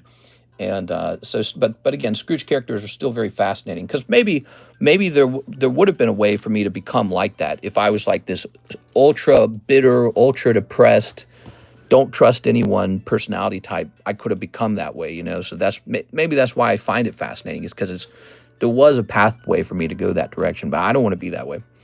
Mr. means you either die a hero or live long enough to see yourself become the villain. Mandela effect is when you misremember something. Oh, that's called a false memory in psychology. Yeah, I believe in that kind of stuff. When it comes to my childhood, there's no doubt what happened, though, because there were 11 children, and if you talk to any of the 11 children, you hear the same story. All right, hit them 6 packs of OP12. Here we go. All right. So did you guys think about the mega break? Which one you guys are leaning toward? Okay. Which mega break is the best mega break, do you guys think? We can either do a red label modern, or we can go after one of those vintage cards and see what we pick out for the price. Those can be tricky to price too, by the way. The pricing is more predictable on the modern ones. Umbreon VMAX. Tyranitromp. Now the Tyranitar could be thousands of dollars. You could have a really high price cap. Whereas the Umbreon might be worth half or even a third of that. Mr. finds comfort in working. My work is cool. Don't forget about that. This is a cool job. I'm a very lucky guy. I get an awesome audience. You guys treat me very nice. We get to talk about fun subjects. We get to analyze movies together. We get to talk about the news. We get to meme, joke, say dirty things that we probably shouldn't say. It'll sound really stupid in years later. Yeah, we get to have a lot of fun. We get to open Pokemon cards. I pulled a Prismatic God Pack because Sarah was having me open a Prismatic. It's very cool. So, yeah, when work is this fun, it's not too bad. The later parts are genuine work. The PSA submission, I worked on that from 7 until basically 1:30. I worked on that for like 5 hours. That was my 3rd day of working on it. It's so much effort to get a good PSA submission going. But, yeah, so, ooh, what do we have here? Wow, very nice. Wow, I like the colors, red and black. Those are my colors, man. I like those. Very nice. It's Unlimited Tyranitar from Neo Genesis, right? Neo Destiny. Neo Destiny. All right, you ever sleep? You're always live. Hey, what's up, Chris's Card Vault? I'm glad you're here, man. Yeah, I sleep. My sleep hours tend to start around 8 a.m., and then I wake up around 3 p.m. So I tend to go to sleep at 8. I'm supposed to go to sleep at like 7. But it never works out. It never works out because my wife actually wakes up at 8 p.m., right? So what really happens is I climb into bed, and then she and I frolic, essentially. And I'm not really asleep until pretty much after 8. And then I lose a lot of sleep. So I lose a lot of sleep because of our disconnected sleep schedule. And sometimes the guy's doing the lawn care or some guy doing his boat or whatever, and they wake you up with their boat. It's really frustrating. But that's it. I wake up midway through the day, and I'm like an overnight worker. Oscar Mayer or Oscar Mayer? What? Hathum. Haha. All right. Very nice. Very nice. Very nice. That was a fun conversation, by the way, guys. I think we were talking about all kinds of things there. Mr. Thin with the nature over here. I'm going nice and fast to keep the line short in case you guys want a short line and not to have to wait very long. Law Frolic. Yeah, you know what I mean. Frolic. You know what I'm saying? There you go. Like I show her my Charizards and she goes, ooh, baby. All right. Not a lot of sleeping going on. Sarah says 2 boxes OPBRB2. All right. And now we're talking. Sarah's here and she wants to do 2 of these. Ooh, yeah. Let's get a shuffle on the slabs. We still got to work also on those blue consignment slabs. We have a channel in our Discord server where you're going to be able to shop for all of the consignment slabs. They're all going to be there with updated prices for August if they needed a price update. And so you'll be able to shop all the consignment slabs and decide if you want one. We are. Ooh. 1 Tyranitar sold, 4.5K. What did I pay for? I wonder what I paid for that because I acquired that somehow, didn't I? Where's my phone? Where did I even put my phone? I don't even know where. Oh, there it is. Let me see what I paid for that. I'm just curious. It's all about the timing, you know, because if I bought it like even a year ago, I didn't pay much for it. But nowadays, yeah, it's really expensive. So Tyranitar. Search. Okay, I bought it a little while ago. All right, cool. All right, put this back over here. Ready? I was just showing Karis today, like the price of the Ancient Origin booster boxes and how we got like two and a half cases of that. And I was showing her the price of the Roaring Skies, and she was just shocked, dude. She could not believe how much it's all changed. Because she's had that with us too. She's put up with me filling the rooms up with all this crap, you know. And now she's seeing it price change over time. And she's like, oh my God. some of this stuff up like ×10 and crap like that, or like the Phantom Forces boxes. $20,000 Phantom Forces box. We got a sealed case of Phantom Forces. Like, whoa! Crazy. I work in a factory that makes car steering shafts. That's cool, man. Muscle training done there, sore already. I have weeks ahead of me. Doesn't sound terrible. I pick up rocks a few hours on Thursday. I took a nature video of a small woodpecker bullying another different species of birds. We get woodpeckers out here that destroy the siding on our home. We first liked all the woodpeckers. Now we don't like them as much. Maybe they're good, though, because we get a lot of wasps that build their nest up on our underneath of our roof, like the ledge. So I guess the woodpeckers are probably going up there and eating them. But yeah, I don't know how to feel about it. All right, here goes Miss Sarah. Oh yeah, Sarah, what do you want to talk about today? What's the subject of the day for Sarah? Snipping this, snipping you. All right. Yeah, I would say for me on that last subject, I've sort of completed my dream of not being impoverished anymore. Now I don't really know what to do with myself. I need like a new goal, maybe make more friends. It would be nice if I could host parties. But you know what's sad? This is not the optimal place to host parties. Lake of the Ozarks really out in the middle of nowhere. So again, we might move. I don't know. We're locked into these mortgages at such good rates. I was looking at how mortgages are heading toward 8%. I was reading about that, and I was like, 8%? No way, bro. I'm not doing that. So it's hard to move now because we're locked in with great interest rates, and these houses are renting. One of them is. The other one could be cleaned up and rented as well to a normal person, hopefully. Karis and I have talked about just getting an apartment, a big one, or maybe like getting a house that you can rent and then moving out of this house and renting this big, beautiful lake house, renovating it even. So it looks nice after the renovation. Have you accidentally sliced the tops of the cards off? I did that one time with some lenticular cards because they had a very unusual pack to them. They had an unusual pack. I've never done it to these cards, though. Subject is, why do I have to go to work 4 hours? I hate morning shifts. No, not the morning shift. Welcome to Pokemon Cards in the Morning with your host, Cardconomist. Hey, how's it going, everybody? Look at this. Ooh, shiny. Wait, I'm just going to let them stack up, because you run into a lot of SRs in these boxes. You're like the hi-ho dwarves from Snow White. I guess I am too, right? I feel like we're in the mines, and we're digging for diamonds right now. We're digging for gem mint diamonds. That's what we're doing. This is the mines. Hi-ho, it's off to work we go. Doobie-doobie-doo, doobie-doobie-doo. Hey, look at this. He ran over a Japanese SR while sitting in a chair. Oh, yeah, I remember that.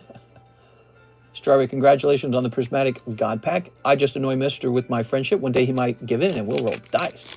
Vegas, baby. Strawberry is on a roll. Wouldn't dare entering a break you're in. Oh, speaking of which, what do we have back here? This is an embossed card. Okay, an embossed card's coming out. Trafalgar Law embossed. Ooh, very fancy. By the way, guys, we got to open more of those Gundam cards. I finally looked up the chase card from the Gundam set. The chase card's going for like 500-ish, somewhere in that range. Might be a little more, might be a little less. It's a very fancy card. They basically do with Gundam what they did with One Piece. It's a very similar structure.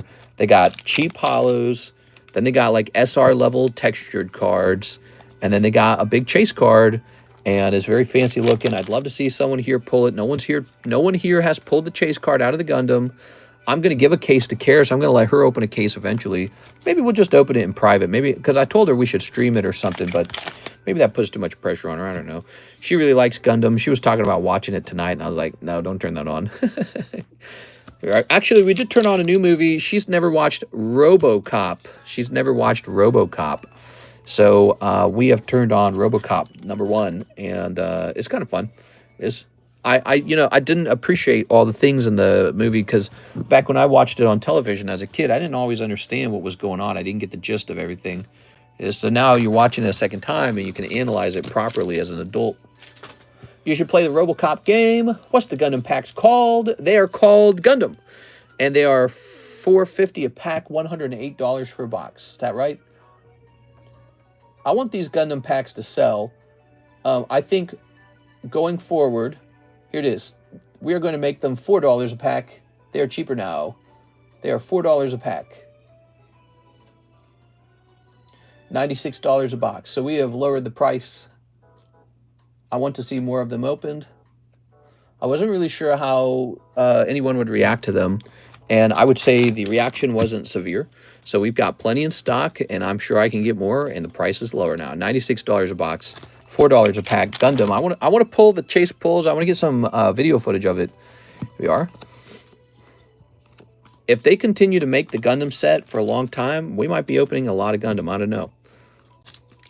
Okay, RoboCop game, really good, I heard. The new one is great. Here we are. I took a break from playing games, actually. You know, Karis and I were playing that game Night Rain together. Elden Ring Night Rain. And I had some wrist pain, was it yesterday? And so I had that this morning, too. And I basically have not played any games today. And guess what? The pain's gone. So it had to have been the video game. Here we are. All right. Must have been compressing a nerve or something. I don't know. Okay. I did that when the new Smash game came out. I gave myself carpal tunnel, like strong carpal tunnel when that new game came out. That was a while ago. When are they going to release it? They need to announce a new Smash Brothers already. It is. All right, all right, all right. Here is Trafalgar Law. Good. And here is Clapton Backbeard. Mr. was night raiding Karis after. Nuh-uh. By the way, I like to play the Guardian. He's a lot of fun. It's tricky with the Guardian. You got to find some way to raise his attack. Like what you could do with him is you can just play him as if he was a standard character. Get rid of the shield. You know, like you don't care about the shield. Put the shield away. Run around with, you know, maybe like a strength scaling weapon. He has B scaling and strength. And at that point, you just got a great revive. And by the way, the revive's very fun too because it allows you to get out of a sticky situation, right? And you can almost spam it if you're really good at filling it. So I tried that already. He's not very good for that. You really, to get the most out of that character, you have to run him in the way that the game intends you to run him. You have to play him as a shield character. And there are relics and skills that really change him that I feel like if you don't play him all day long, you don't really understand what he's capable of. We are. Gundam might be wiped out when Warhammer 40K comes out. We are. Shield Maiden. There is one shield in the game that makes the boss fight completely trivial for the Guardian, and that is the Visage shield, the one that spits the fire. Oh my god, it's such a joke when you get that shield. So easy. You just buy like you buy an FP shard before you go into the fight, and it's a total joke because the Visage shield does so much damage. I'm pretty sure it's not scaling on anything. I don't know if it scales on anything, but the Visage shield just does bonkers amounts of damage very easily. And since you have such a gigantic stamina bar, which is something the Guardian does do well, he has a gigantic stamina bar with great stamina regen, you're able to both guard and attack with it, and it just does tons of damage. It's really stupid. It feels like a cakewalk.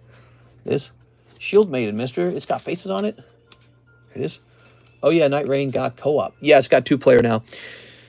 I found with the Guardian that if you focus on passives, where you know, like you get the Glint Blade or the Madness, Frenzy Flame, I think, or the Wild Flames, or then there's the Storm Surge. If you stack as many of those as you can then get really close to your opponent and just wait for him to smack you while you've got your special guard up.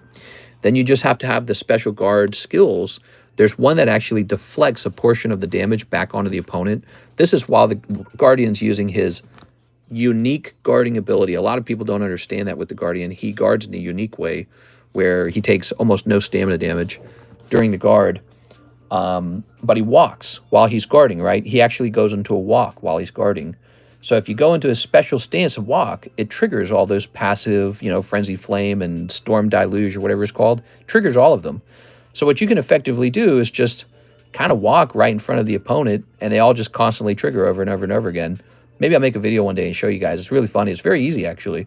So if you find a weapon with something like that on it, some sort of passive like that, he just suddenly becomes this high damage tank, and it's really enjoyable to have those.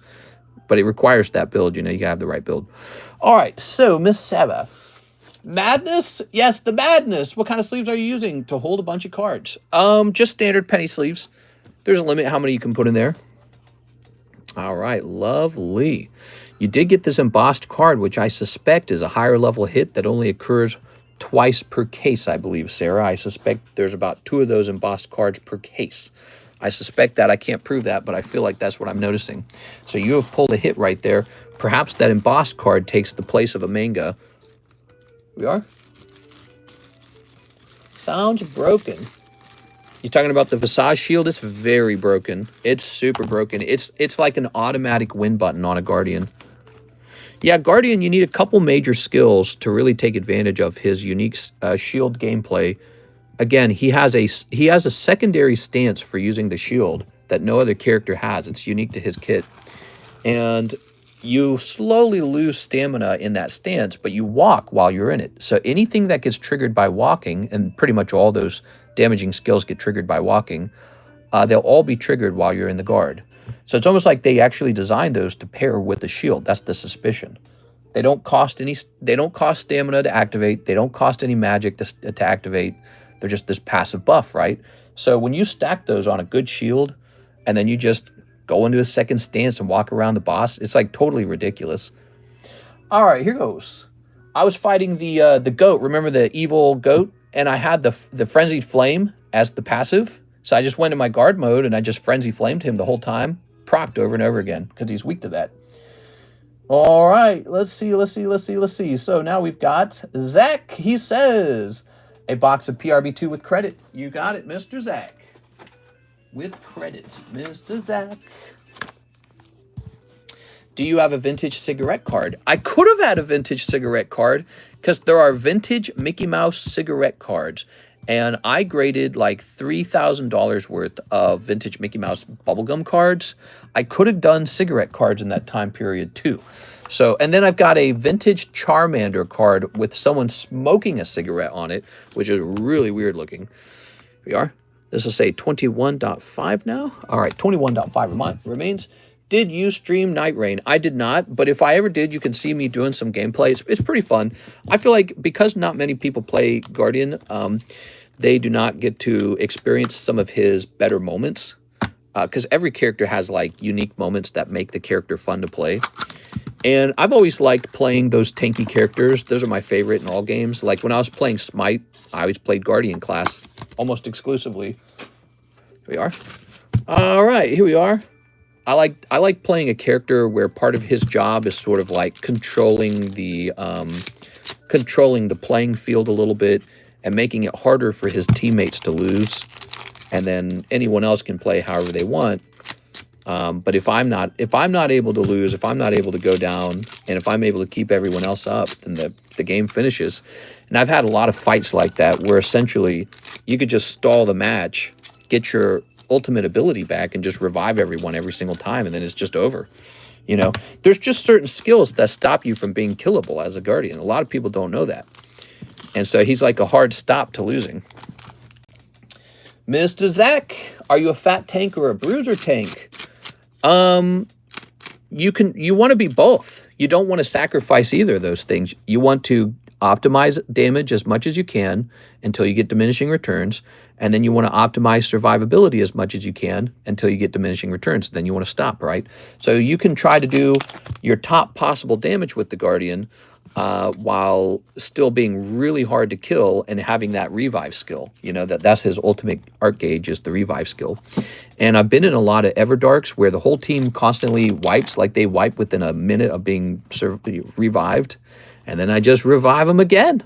And we just keep that going on, and they die again, and I revive them again, and they die again, and I revive them again, always with the ultimate art. But again, there's a few skills that really change him. Like, they utterly change him as a playable character. One skill, your art gauge gets replenished by guarding. Oh, man, he is not the same character until you get that skill. Once you have that skill, art gauge gets filled by guarding. Now you can just stall and let the boss hit you over and over again, and you're getting your art gauge back pretty fast. So, you know, all of a sudden you're a healer. You're an actual healer at that point. But if you don't have that skill, you don't get to experience that. The other one, heal on guarding. So when the boss is chip damaging you with a little bit of damage and it's kind of taking you down, that's a real problem until you start recovering each time they smack you. Then it takes way longer for them to bring you down. But not just that. There's another skill when you're close to death, when your health is low, your health bar regenerates slowly. That's another skill. It's not a slow regeneration. It describes it as a slow regeneration, but it's not when you have a shield. So you will actually out-regenerate the bosses when you have that skill, as well as the guarding heals you skill. So you stack those together, and if the boss can't do enough peak damage, it's just over. They just can't kill you. It's just not possible. Here we are. All right. And then I would give him something like Hoarfrost Stomp for his starter weapon. And this makes your team really high damage anyways, because you're going to hand out the debuff at the beginning, you know, in the overworld, right? You don't want to be slow in the overworld because then your team won't get enough. But you don't have to hold your team back in the overworld. Just, you know, just spam Hoarfrost Stomp on everything. It just wipes out all the little guys. That's plenty of experience. Oh, another embossed card. Wow, look at that. Wow, that looks great, man. Look at that card. Oh, yeah. You know, 95% of opening PRB2, I noticed, is just seeing the same 5 cards come and go. And then you get special moments like this where the embossed cards come out. So there it is. Beautiful embossed Luffy. Look at that. Not bad, Mr. Zach. Mr. Zach. Oh, lucky box, man.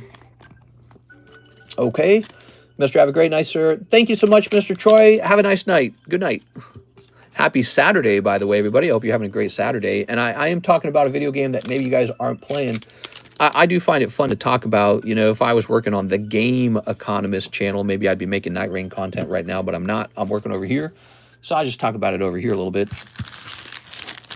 Maybe I can stream video games from this YouTube channel anyways. How weird would that be if I suddenly had video game content coming in?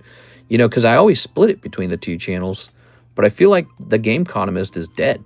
I feel like that channel is dead. I might actually have a real audience if I streamed video games on the Cardconomist. Here we are. Then again, maybe too many streams. I mean, that's a lot of streams to host. How many times are we going to ping you guys? Like 1,000,000 times? Look at that. Ooh. So, thank you, Zach. I think you got a great round today. Do you have a bag already? New Zach bag? Yolan, are we making a fresh Zach bag here?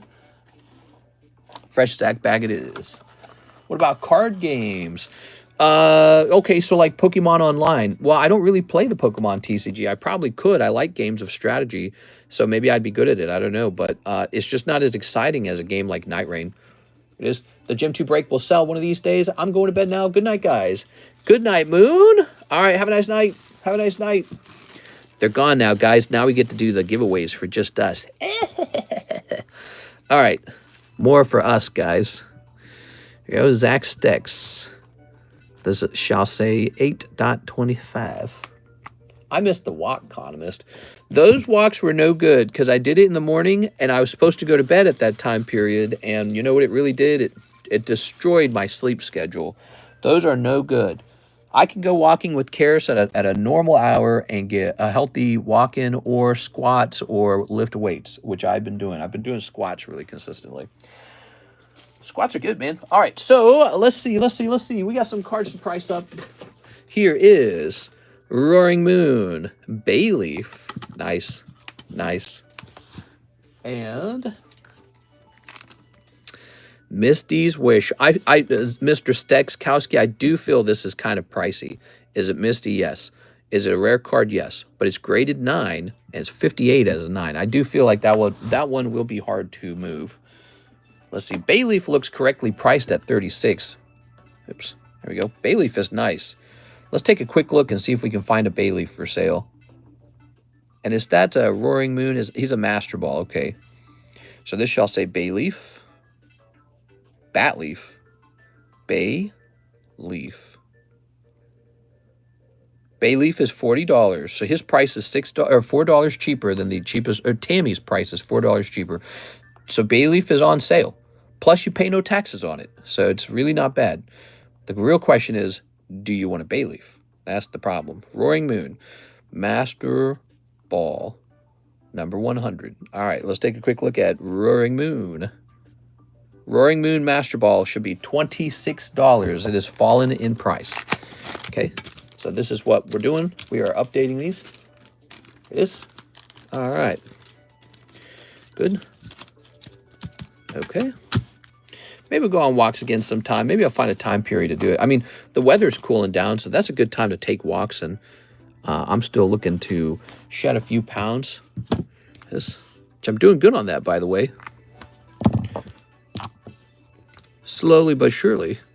The trick really is just to eat less. It's not complicated. It's not a secret. There it is. Anthony Kalura updated for August. $26. Roaring Moon. That's Roaring Moon Master Ball. There it is. Oh. All right. Then we have Celeste.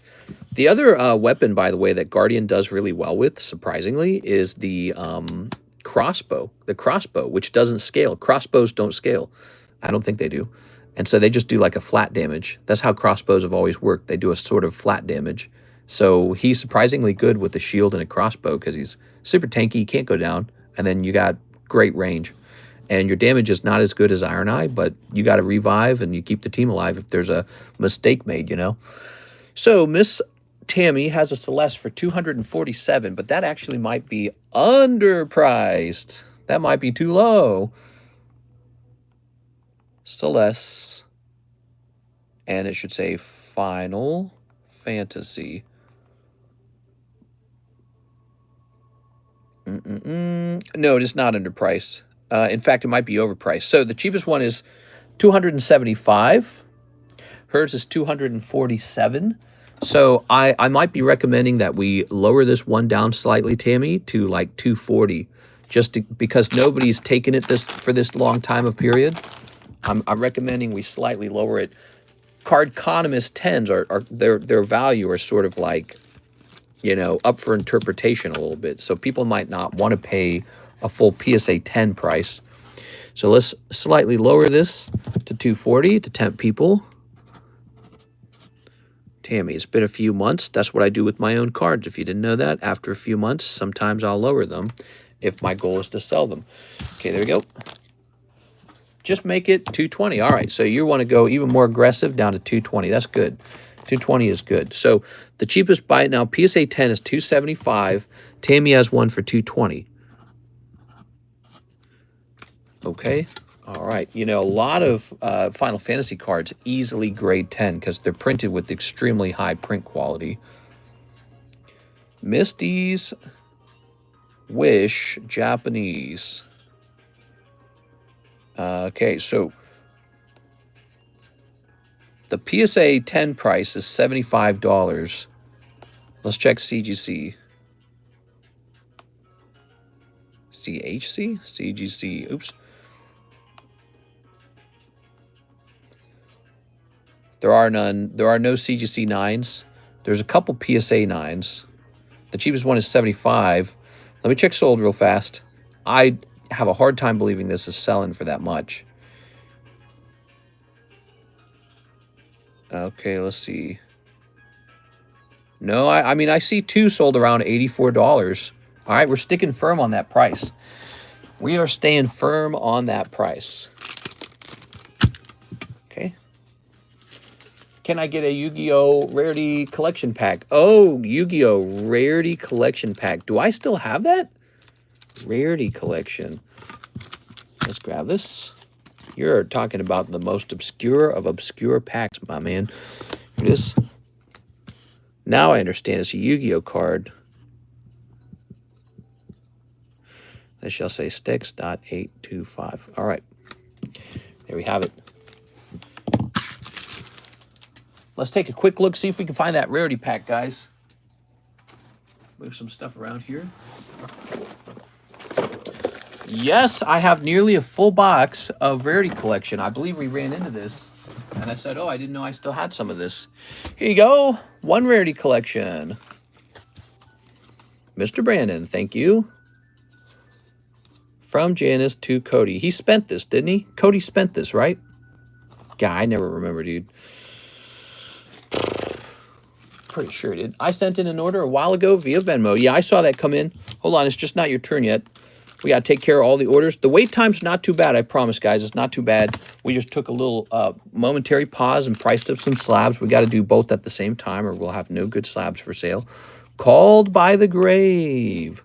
All right, no quarter century rares in this pack. That's what you're looking for, is quarter century rares. Yeah, I saw that. I think you ordered 2 PRB2s, right? There we are. Okay. Thank you, Mr. Brandon. I appreciate the orders, man. Cool stuff. So we just finished, I believe, Zach. And let me check this now. I'm going to hit click. Okay. That was 19 minutes ago, and yours is 15 minutes ago. So it's almost your turn. Riley's turn is next. 5 of the Gundams. Mr. Riley. All right, Riley, where's my open box of Gundams? Yeah, here it is. Open box of Gundams. Gundams are a little cheaper. They're $4 now. $4 for the Gundams. 1, 2, 3, 4, 5. He ordered 5. There they are. All right. Drop Misty to 50. Hey, that rhymed. All right, so we'll set up Misty to be $50. Hopefully that will help her sell. And then we'll take a picture of this, a fat picture, and we'll be closer to getting a price on all of the commissioned consignment slabs. We're going to get a nice picture on all of those. And then we won't have to do that twice. We'll know that they all have a picture ready. Okay. Oh. Oh, I missed off Mr. Sound. I get a picky of my slab for the Digi collection. Oh, what are you saying? Could you explain what I need to do? So you have a picture of your slab for your digital collection. Which slab was that? Can you remind me? One that you just got today, perhaps? That's for Mr. Riley. This Riley with the NAR. Riley. He's going to be over here. Okay. I grabbed a slab yesterday, the BGS Girl Card slab. Oh, it was yesterday? Ooh. Might have been put away already. Let's see if it's upstairs still. That would be bad. That'll be bad if it's downstairs because I have to go run and get it. That'll suck. All right, let's just see if it's upstairs still.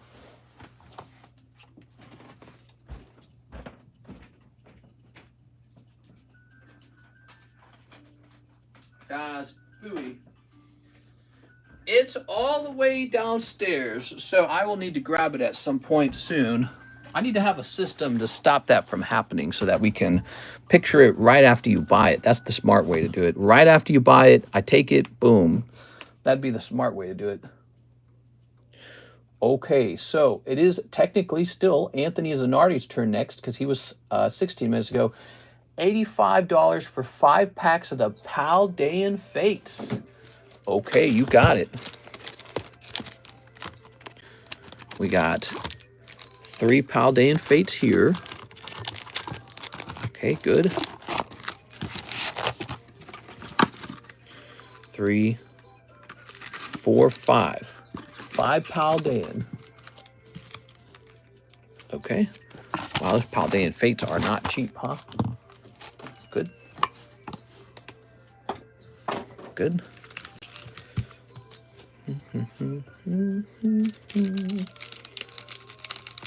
All right, let's snip this.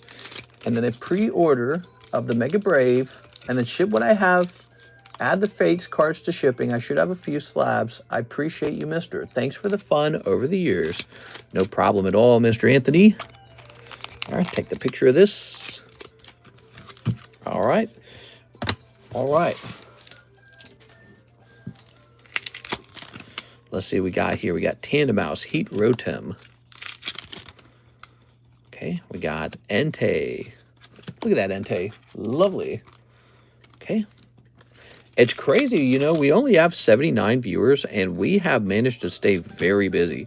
We must primarily have customers watching this stream because, man, it's not as much as we had in our heyday. We used to have more watchers. I wonder if our stream is considered too, what would be the word?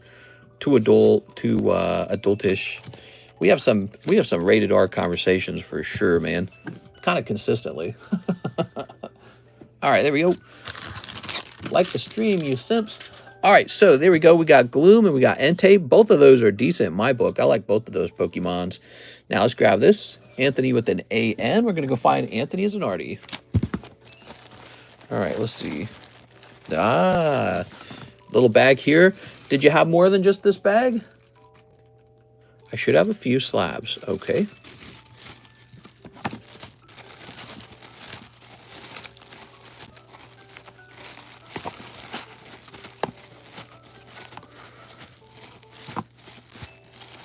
Okay. All right. So there's that. And let's go make you a label. Controversial. Thank you. That's the word.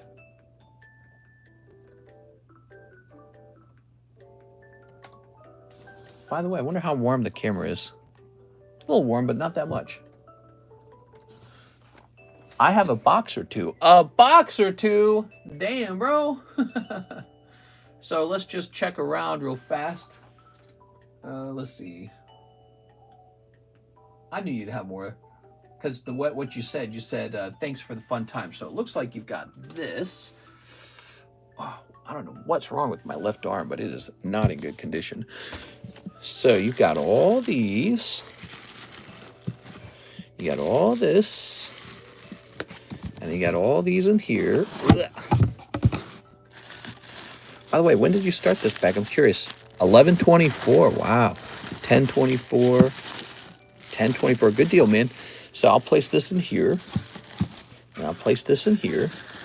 Good. So we got like 2 full boxes and some slabs, huh? And then let me... Also, next submission was a heads-up message.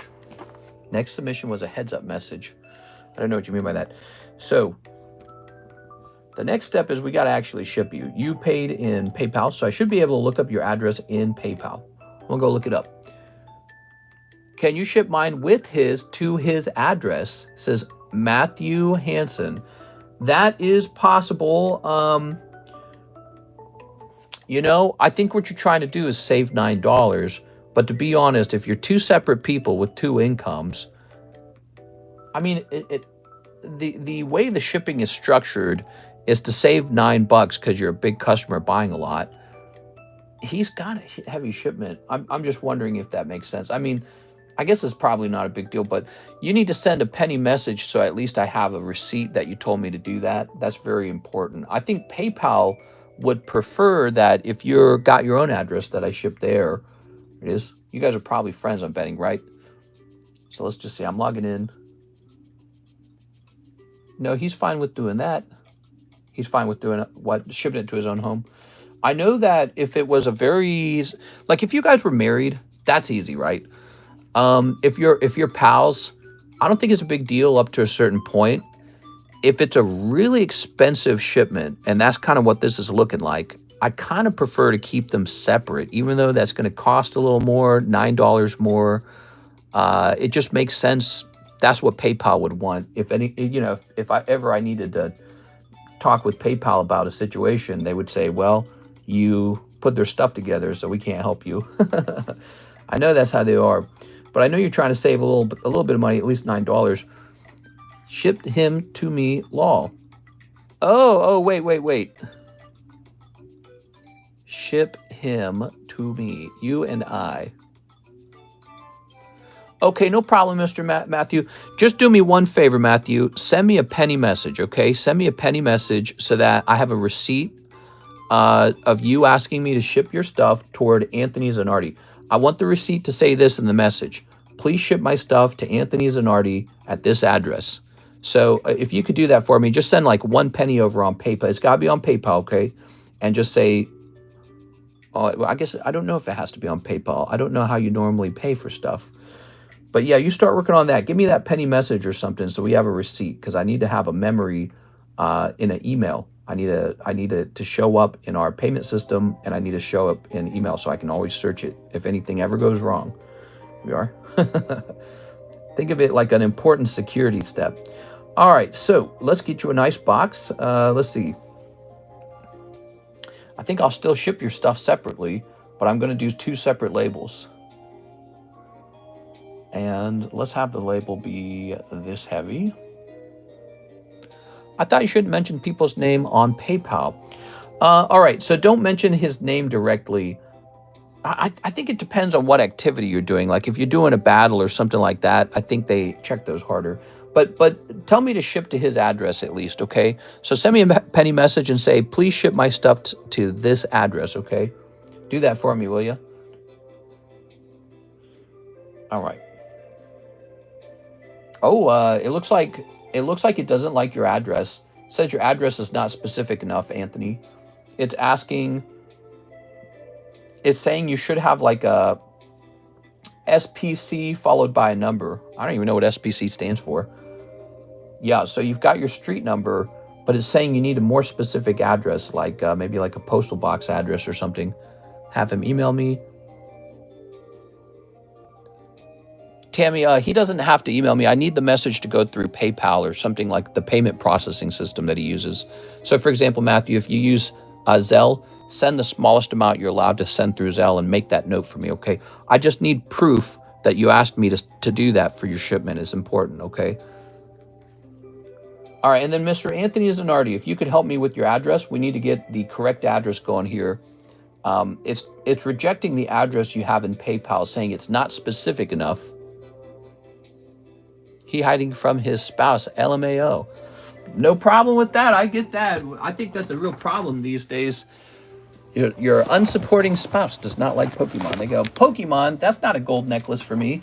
It's like, yeah, but gold necklaces don't do what Charizard does over time. Gold necklaces go down in price. All right, so while we're waiting for that, okay, so you're saying it's number 18. It's number 18. All right. So you'll want to update that in PayPal. You'll want to update your PayPal address to reflect that, okay? All right, let me go ahead and hit print on this now. Let's see what it says.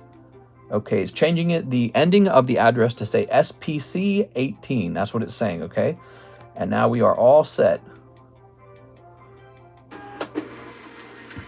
So now we have a label just for your stuff. We don't have a label for your friend yet. And I'll have to teach Alexis that we are sending his stuff to you as well. There we go. Very good. I do apologize. Sent it, sir. I have 2 or 3 boxes, a bag, and 2 OE slabs. By the way, just to save some time, do you guys have any like jumbo slabs or booster pack slabs? Let me know about that too. All right, so this is over here now. Good. And now let's go looking for Matt Hansen, shall we? Caleb's got a lot of stuff over here. My gosh, he's got a lot of stuff. There's Matt Hansen. I see it. You got an old box, Mr. Matt. So I see a double box for Mr. Matt. Let's pull this down.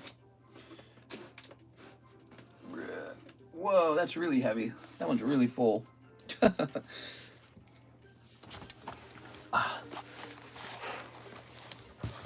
So that's a double box.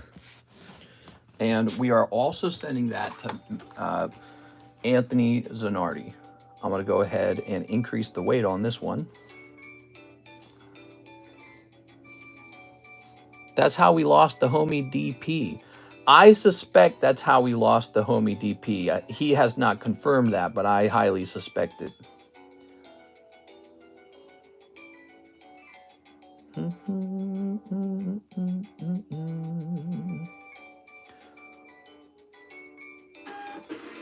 All right, so we got a label for that as well. And let's grab this. Oops. All right, Matt Hansen down here. Matt Hansen.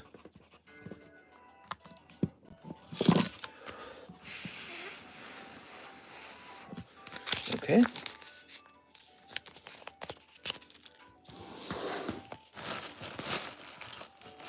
Oh, that's really full. So there we go.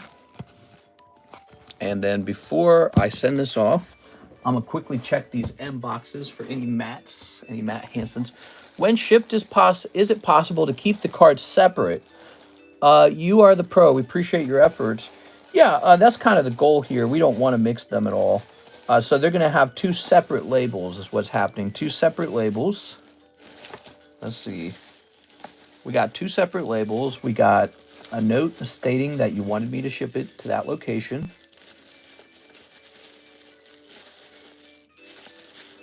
Let's see.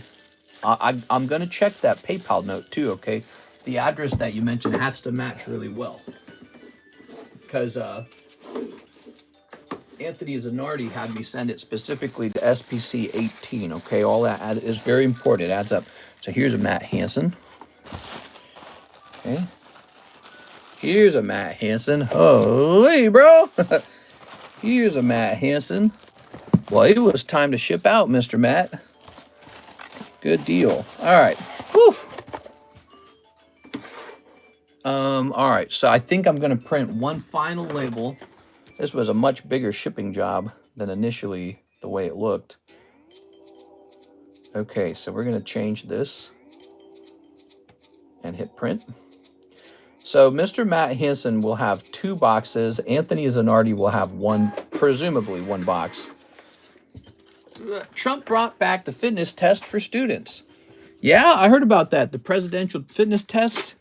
I don't even know what that is. It's not a bad thing. I think Americans are suffering from health problems. I'm sure that that other guy pushed for that, the Kennedy guy.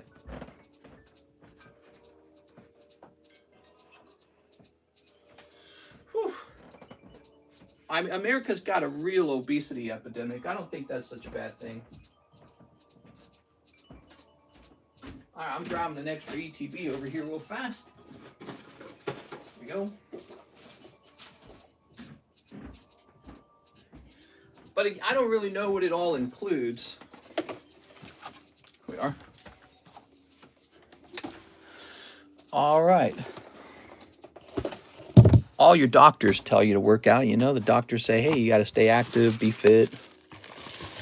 So our country should take a vested interest in enforcing that or making it more publicly sociable and popular. It's not a bad idea. You know, if Obama did that, everyone would be like, oh, yeah, that makes sense.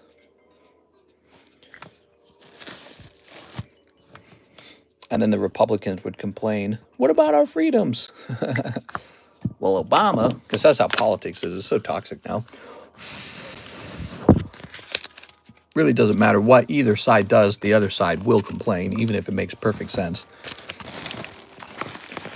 Okay, there we go.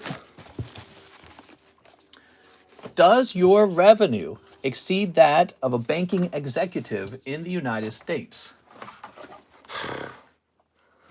What? Let's ask Gemini. What's the average banking executive make in a year? It depends on what a banking executive is. Whoa, they make $240,000 a year. Whew. But it says if you take it to mean a broader category, they make only about $65,000. The bank director makes $250,000 a year. I mean, I really don't do bad. I don't do bad. I'm not going to lie. I think it would be hard for me to lie anyways. You guys know how to do math. So you can sit down and add up all my streams if you wish. But we don't do bad. Here's the thing. It's only this good after 6 years of working on it. It's only this good because I practiced it so much. It's only this good because we have a clientele. It took a long time to earn everyone's trust. You don't just get everyone's trust tomorrow.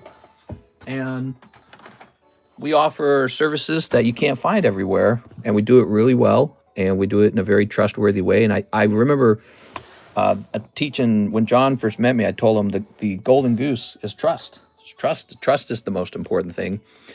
And you'll just become successful and wealthy just because you're a person who can always be relied on. And so that's my mindset. That's like my mission statement. That's my goal as a card shop. Trust, so important.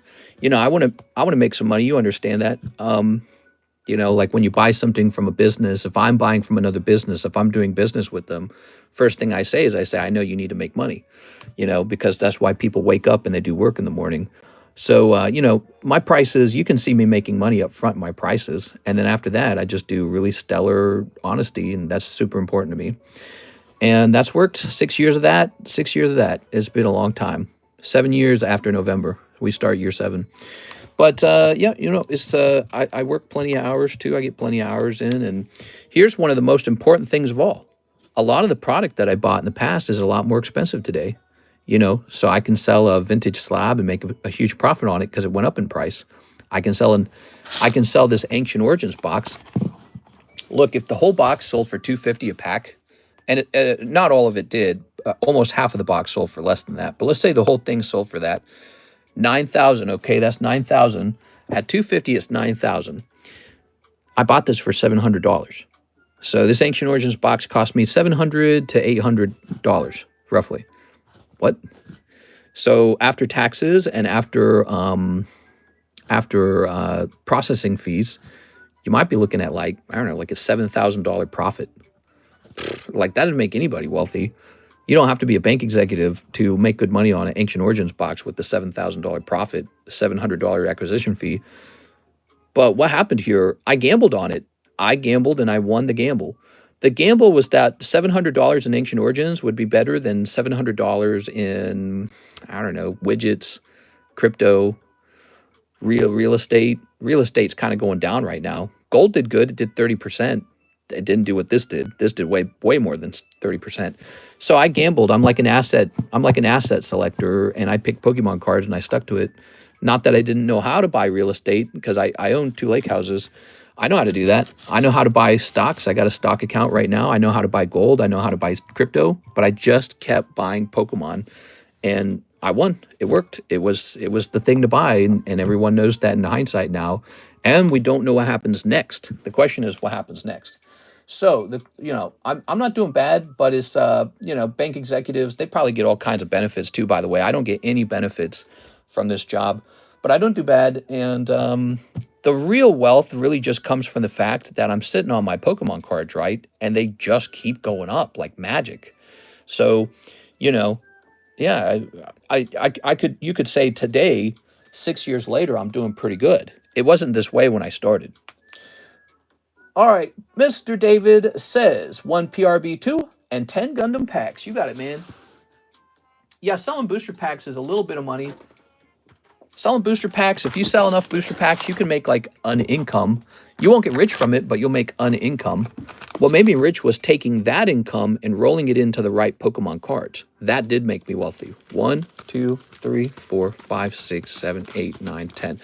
And I tried to help people out with that too. I said, you should buy this, you should buy that, So I was showing off what I was buying the whole time. And, I kept preaching about how I thought Pokemon cards were undervalued and they're probably going to go up. I did that for the whole 6 years. And 6 years later, Pokemon booster packs or Gundam, I make $10 on a Gundam, opening a couple Gundams, 10, 20 bucks, I make some money. Some streamers make extremely good money just from playing video games and getting donations and stuff, right? Especially if they got a nice looking butt. I don't have a nice looking butt, but I have some nice looking cards. And people will sometimes do a little nice thing for me. Mr. Mark was very kind to me last month. I think that's the most anyone's given to me in 1 month. So sometimes I get a little nice thing like that. So it's nice to be a YouTuber too, which is a pretty unique thing, I guess. But just the card sales, there's a little bit of money in the card sales. If you only counted my card sales strictly from brand new modern product, I probably would just look kind of like a, decent card shop. That's all. I'd look like a decent card shop. I have very little overhead, and I put in a lot of hours. And we have a nice clientele that we earned over the years with our stellar reputation. All right, you ready? Here goes. 240K is nothing. It's the bonuses that make the money. Sure. I believe you, man. I mean, banking's a serious business. This is not as serious. This is Pokemon cards. So, I mean, what they are doing and what I'm doing is miles different. But I have a nice thing going on. It's a very hybrid business. I'm a YouTube channel and a internet e-commerce card shop. It's a really special thing. I watched my wife do this. She struggled with it. I watched Alexis do it a number of times. I don't think she was super comfortable with it either. It's when you sit down in the seat and you get behind the microphone, you discover now your job is to be a radio show host. And that's not super easy. You have to be a conversationalist, and you got to keep that conversation popping and fresh and funny or sad or depressing or whatever it is. You got to have some story to tell. You got to be able to talk. And so you're a radio host, but you're a card shop card opener at the same time. And there's like 500 different product on the menu, and they all have rules. And it's this really, really, really niche job. It's super niche. I thought anyone could open a card shop, rip and ship, and do it easily. It's a little bit tricky. You know, it's a little bit tricky. All right, here goes. One box of PRB2. Do I have it next to me? No, I do not. I'm going to have to stand up for the PRB2. The WOTConomist would have had that streamer booty. What? You couldn't handle me with the hot butt. That would be it. That would be the triad. I think I need a fresh case.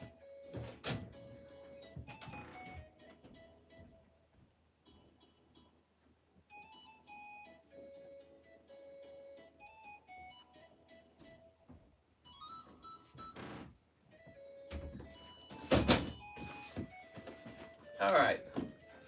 But you know, I'm going to be retired someday. Everybody retires. They get sick. Maybe I'll get sick. I'll get like heart disease and I'll have to stop or something. Or cancer or some sort of organ failure. So everyone retires eventually. I'll retire someday. And then it'll be up to you guys to host this. One of you guys will be doing it. And I hope you guys have a lot of fun with it. I hope you treat your customers fair. One box of PRB2. I hope there's some epic moments. And I don't think rip and ships are going away. They're just going to become more competitive over time, though. All right. You got our slabs in the shipping. Yes, the way it works, Miss Alexis receives your label, and then she goes and she gathers all the slabs. So it's up to her to get the slabs. I only print the label and send her the cards. That's how it works. It's a two-person job. All right, here goes. Always had trouble doing that on my streams. I'm always a quiet person. Yeah. I would, when I was a kid, I would get in trouble for talking too much. Like, I'm not kidding. I would get in trouble. My parents would sometimes have to tell me to stop talking. Then I took my first writing course with the homeschooler professor, and it was a writing course for like journalism. And he taught us the concept that good writing comes from like storytelling and from picking a side, taking an opinion, having an opinion on things. And I realized I just fell right into that. I worked so easily in that course. It wasn't real schoolwork. It was just like I was being myself anyways. And so I just got this really loudmouth kind of voice in my head that just goes blah, blah, blah, blah, blah, blah, blah, blah, blah, all day long. And it's not for everybody. Some people probably find it supremely annoying. But for this job, it works. And I think if you got that loud voice in your head too that just talks all day long, you might be well suited for journalism, for content creation, for writing, maybe for teaching. You know, I think I could have been a teacher too. I think I would have liked it. My dad, his job was teaching. He was a teacher, but he was a teacher for a business, not a school teacher. He worked for a company called Allen Bradley, and his job was to teach engineers how to use their instruments, basically. They had these technical electronic instruments that are used in the processing, the manufacturing of goods. You ever looked at those big machines in a TV show? Look at that, so nice. You ever looked at those and you're like, wow, those are some big machines. I wonder how those machines run. Well, they got a team of people that operate the machines when they need to be repaired. And they have computers in them, and they have a lot of electrical circuitry in them, and a lot of engineering in them. So they have somebody who does something called instrumentation on that machine, on the machine that manufactures all your goods. Big machines. They have instrumentation. That's a job. You can get that job if you go to college for it. My dad's job was to teach those guys how to do instrumentation with Allen Bradley products. And so he would drag us along because we were homeschooled and we didn't have to stay at home. He could just take us with him. So he would drag me along sometimes, and I'd sit in the back seat and I'd see all these guys fresh out of college, and he'd go up there like any teacher and start teaching all the concepts, and it was all really boring and technical, and I hated it. But they had Krispy Kreme donuts and they had sodas, so it was really nice, actually. You'd bring your homework with you. You'd have a nice Krispy Kreme donut and all this privacy that you didn't get at home, so it was actually really nice when he did that. But so he liked to teach. He liked to talk. He liked to teach. And my mom, she was a really sharp debater. Very religious, very political. And she was very aware of class. She was very well aware of wealth. And she liked to argue. So maybe all my talkativeness just comes from them. I mean, it must be how it works. We all get our genes from our parents. So that seems to be something that they got passed on to them and is passed on to me too. We are. Okay. Does PSA grade those Gundam cards? I guarantee you they do. I guarantee you, because it's a Bandai Namco product. PSL grade anything Bandai Namco prints. I hate to ask, but you got our slabs. Yes. I already answered that. All right, so this box of PRB2 will not be a crazy one, Mr. David, just a standard one. And then you pulled some nice-looking Gundams, but not the Super Chase Gundams, all right? We are looking for the top Gundam pull. Gundam prices are now $4 a pack. I lowered it so that we could sell more, okay? So let's get this into your box, into your bag, Mr. David Velez. So if you're a talkative type that can talk nonstop for like 3 hours, 4, 5, 6 hours, you could be a YouTube host of pretty much anything that you're passionate about. And so I'll retire one day and one of you guys will take over. Or maybe our kids will, or some other young guy, some whippersnapper type. I sometimes feel like my job's kind of like when you go to the auction house and you go, $1, $1, $1, like that. I sometimes feel that, you know? All right, cool. Very nice. You think those guys ever get tired of saying that? I bet they do. It's a fun thing to watch those. I was at an auction house out here in Camdenton, Missouri, and they just got a little old one with a bunch of old people in it. And it's so fun to go to, but sadly, there's nothing there that I would buy, so I don't have a reason to go back. We're going over to the consignment channel now in our Discord server. We're going to take a picture of these, okay? There we go. Now you guys can shop that channel anytime you want. Because I love how the Carddass slabs really stand out in the picture. All right. So tell me a story, guys. Tell me what happened to you guys today. How's your day going? Tell me what's going on in your lives. Excuse me. What's going right? What's going wrong in your lives? S tier. I'm going to say A tier on that. C tier.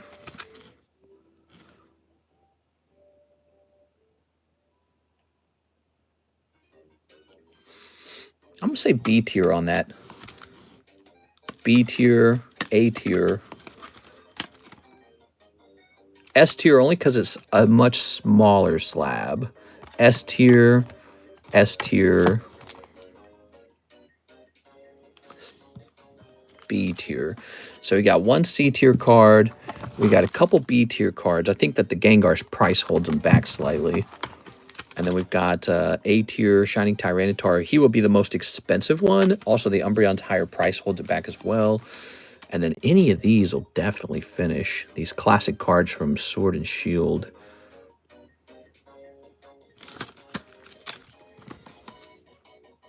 Let me go look at their prices. 10 dirty diapers later. Ah, yes. Get the dirty diaper, man. Ew. Gengar Carddass. All right.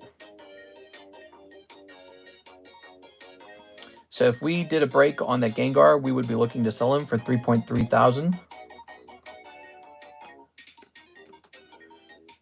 Okay, that's 82 spots at $40 a spot. What is that divided by 400? Oops, no, by 400. Turn this down for a second. So it'd be 8.4 spots at $400 a spot. That's interesting. All right. How about Moonbreon? Moonbreon will always be popular. Umbreon VMAX Alt. Oh, my neck. Got a lot of videos to edit to upload from my shorts on YouTube. Yeah, me too, actually, believe it or not. I've really fallen behind on that. I've not been keeping up. All right, what do we have here? So those are the Korean ones. Wow, those Korean Umbreon are not cheap, man. And it looks like the first English Umbreon hits around 2.849. Okay, give me a second. Oh, hold on. Let me click on this one. Okay. Oh, I hate getting an advertisement for PSA Vault, don't you?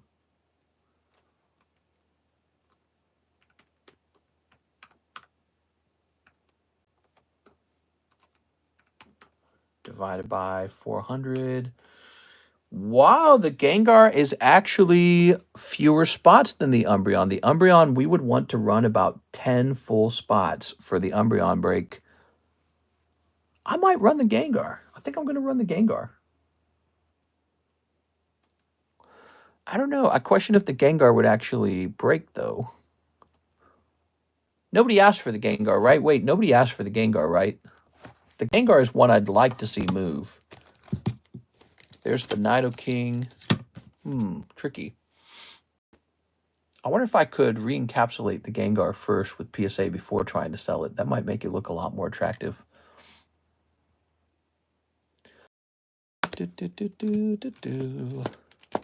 You know, what's interesting about the Umbreon is the Umbreon would probably move faster, but man, it would take longer. And because it's a red label card, it will not be, you know, you will basically have to overpay for it. Holy dude. I just don't understand why people are paying so much for an Umbreon. It really kind of blows my mind.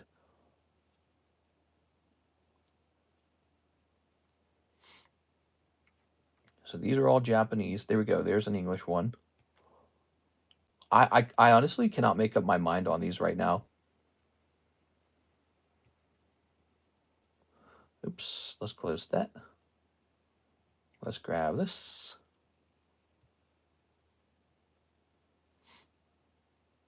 Okay.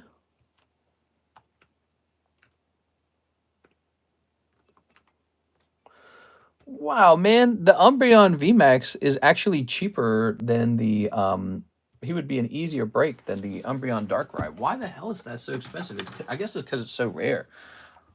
I ordered like 40 minutes ago. Is there no line? Let me take a quick look into that, Miss Tammy. We finished Anthony Zanardi, who had ordered 51 minutes ago.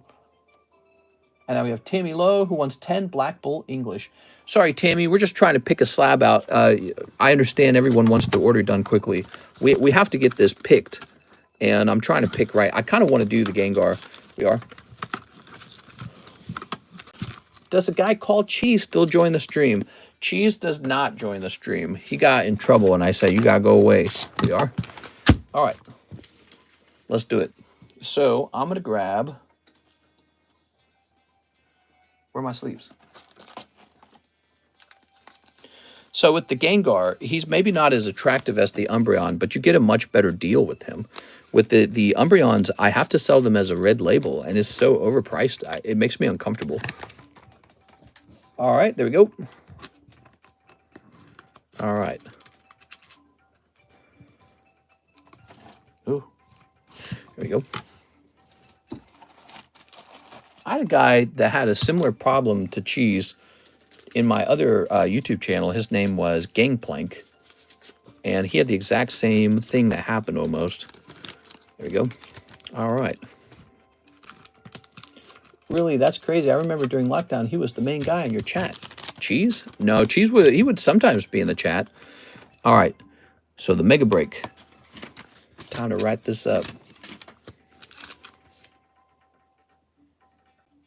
He used to be really... Oh, during lockdown. Yes, during lockdown, that's true. During lockdown, that's true. Here it is. Yeah, that was a long time ago, though. Okay, so it says 8.5 spots.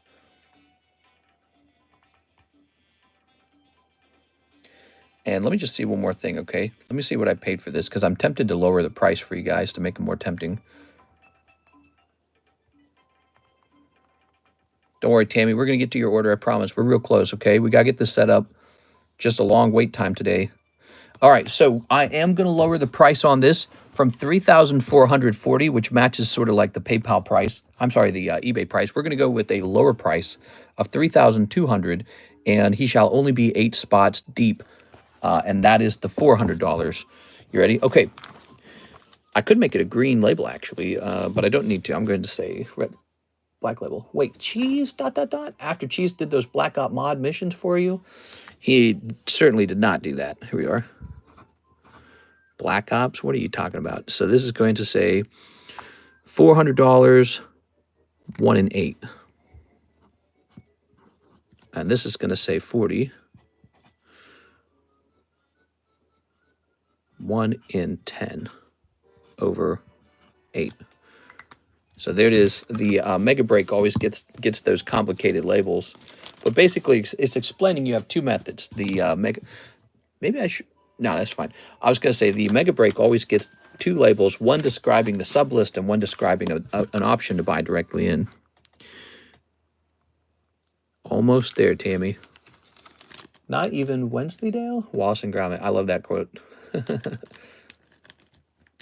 we are.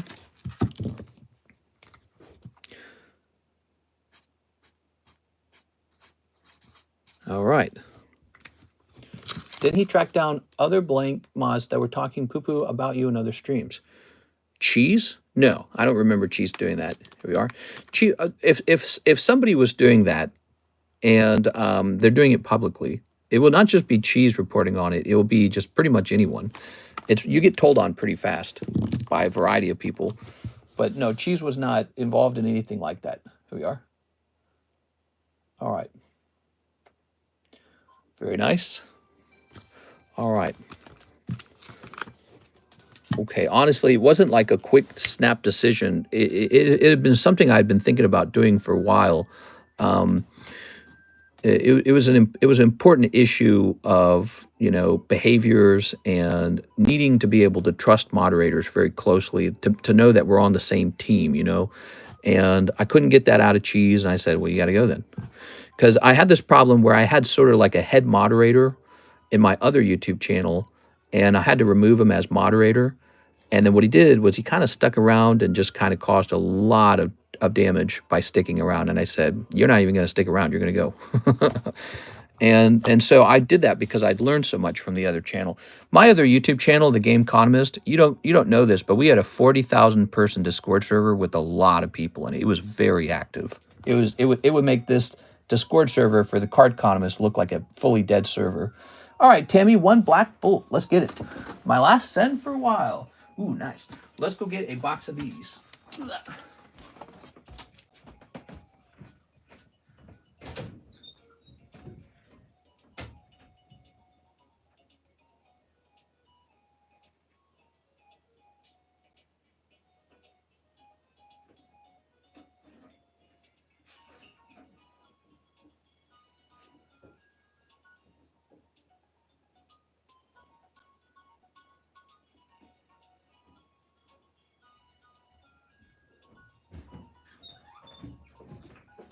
Here it is. That's how it works with moderation. Again, I learned that from my other YouTube channel. I learned a lot about moderation from my other YouTube channel. I learned a lot about having teammates who are close to you, you know, that you rely on. I learned a lot about that. Okay. Was there always a lot of people that stirred trouble in your streams? Well, yeah, always. There's always some troublemakers. It's part of the deal. There's always somebody part of the game, you know? One? What? Okay. Got this. Ta-da! I tell this story about that guy. He and I were kind of close. His name was Captain Gangplank. And he had been there since my channel was pretty small, the Economist channel, the other channel. And he was there while I was growing. He was very charismatic, okay? He was a very charismatic guy. He knew how to sort of rile people up, get them excited. You know, he was funny. He was charming. He was charismatic. But I was the owner of the channel. So he was head moderator and I was the owner of the channel. He had a very memorable character, right? And he was so memorable that he would do things like create his own roles on the Discord server for himself, so that he would hand out to like his besties. So he would create like Captain Gangplank's, you know, pirates or something like that, right? And so he was pretty well loved by a lot of people in that Discord server. 1, 2, 3, 4, 5, 6, 7, 8, 9, 10. But there reached a point where he and I started disagreeing on some things, particularly like maybe how to moderate, maybe what behaviors are tolerated in the Discord server. We don't tolerate some behaviors. It's too unprofessional. Like posting really gross stuff in the server. I'm never going to tolerate that. You can't do that. You can't have it be that way. You know, it's got to be a little corporate. And he would disagree on that. And then one of his friends, it's funny that this was so similar actually. One of his friends would do something that was basically a bannable offense from the group. And so I'd say, all right, well, he's got to be banned. And I'd go in, and Captain Gangplank would be very mad that I was banning somebody that he liked. He liked that person, and I said, well, he's got to go. This is my Discord server and my channel and blah, blah, blah, blah, blah, right? So that was a kind of disagreement you can get into. And, you know, he had so much of a following within our own group that he had some influence. You know, he could tell people what he thought of me. So Captain Gangplank could come out and he could say some mean, nasty thing behind my back. And people would be like, whoa, that's his main moderator talking trash. You know, so he could do some really serious damage, which I would learn. So what would happen is he'd be demoted.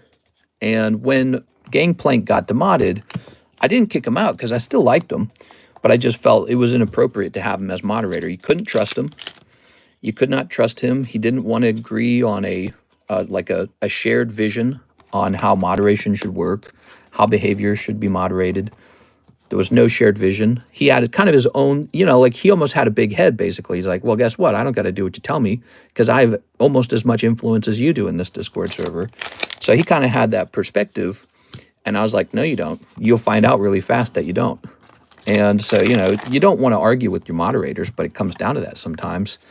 And it's not good. You don't ever want to do that because what you really want is very strong trust with each other. That's the most important thing, is to build trust, not build distrust. So Cheese and I were disagreeing on some things in a very similar pattern to what was going on with me and Gangplank a long time ago, years ago. But what I did with Gangplank is I told him, why don't you just stick around? You know, maybe we make amends. Maybe you come back as a moderator at some point.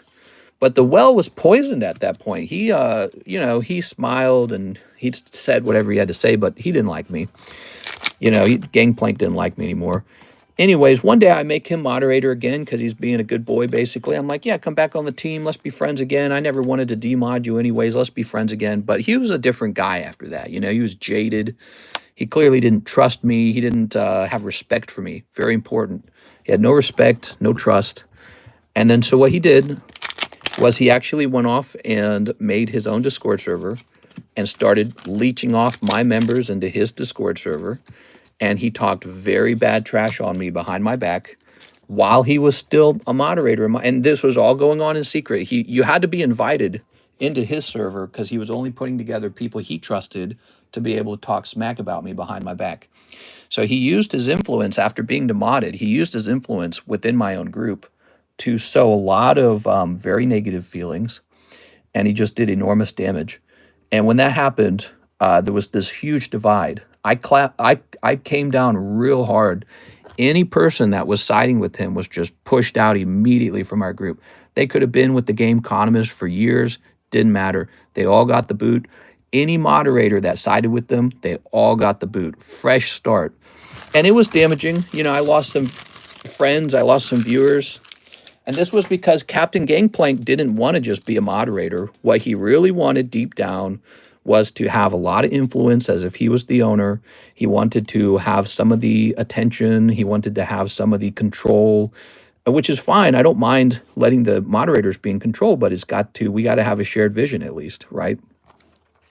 So what he started doing was he started streaming. He started making his own videos like, hey, yeah, we're going to have success.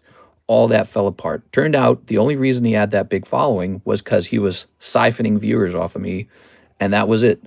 Once he went off to do his own thing, the whole thing crumbled. and he gave up, and it all fell apart. So that all died. But here's what I never forgot. When you have a very close moderator who has a whole lot of influence, whole lot of social influence within your own group, and you and him or her go through a divorce, they got to go. They got to go. It's all the way out. So if you're a moderator of mine and you've got influence in this group, we got to be friends, because it's friends or enemies. There's no in between. It's friends. You're here and we're very close to each other and we trust each other, or you got to go completely away, because once you've been demodded, you got to go. And that's how it was with Cheese. And I learned all that from the other channel. You don't keep the people around who you just demod. It's like you're humiliating them when you demod them. It's humiliating because everyone's like, what happened? What happened? What happened? And it's just like a really yucky thing, like a girlfriend or boyfriend you've broken up with. You're not keeping around your, divorcee. You're not keeping that person around to let everyone know what a horrible person you are. And, oh, I never liked them anyways, and blah, blah, blah, blah, blah. So that's exactly how it worked with Cheese, because I had learned so much from the previous, don't want to say the name.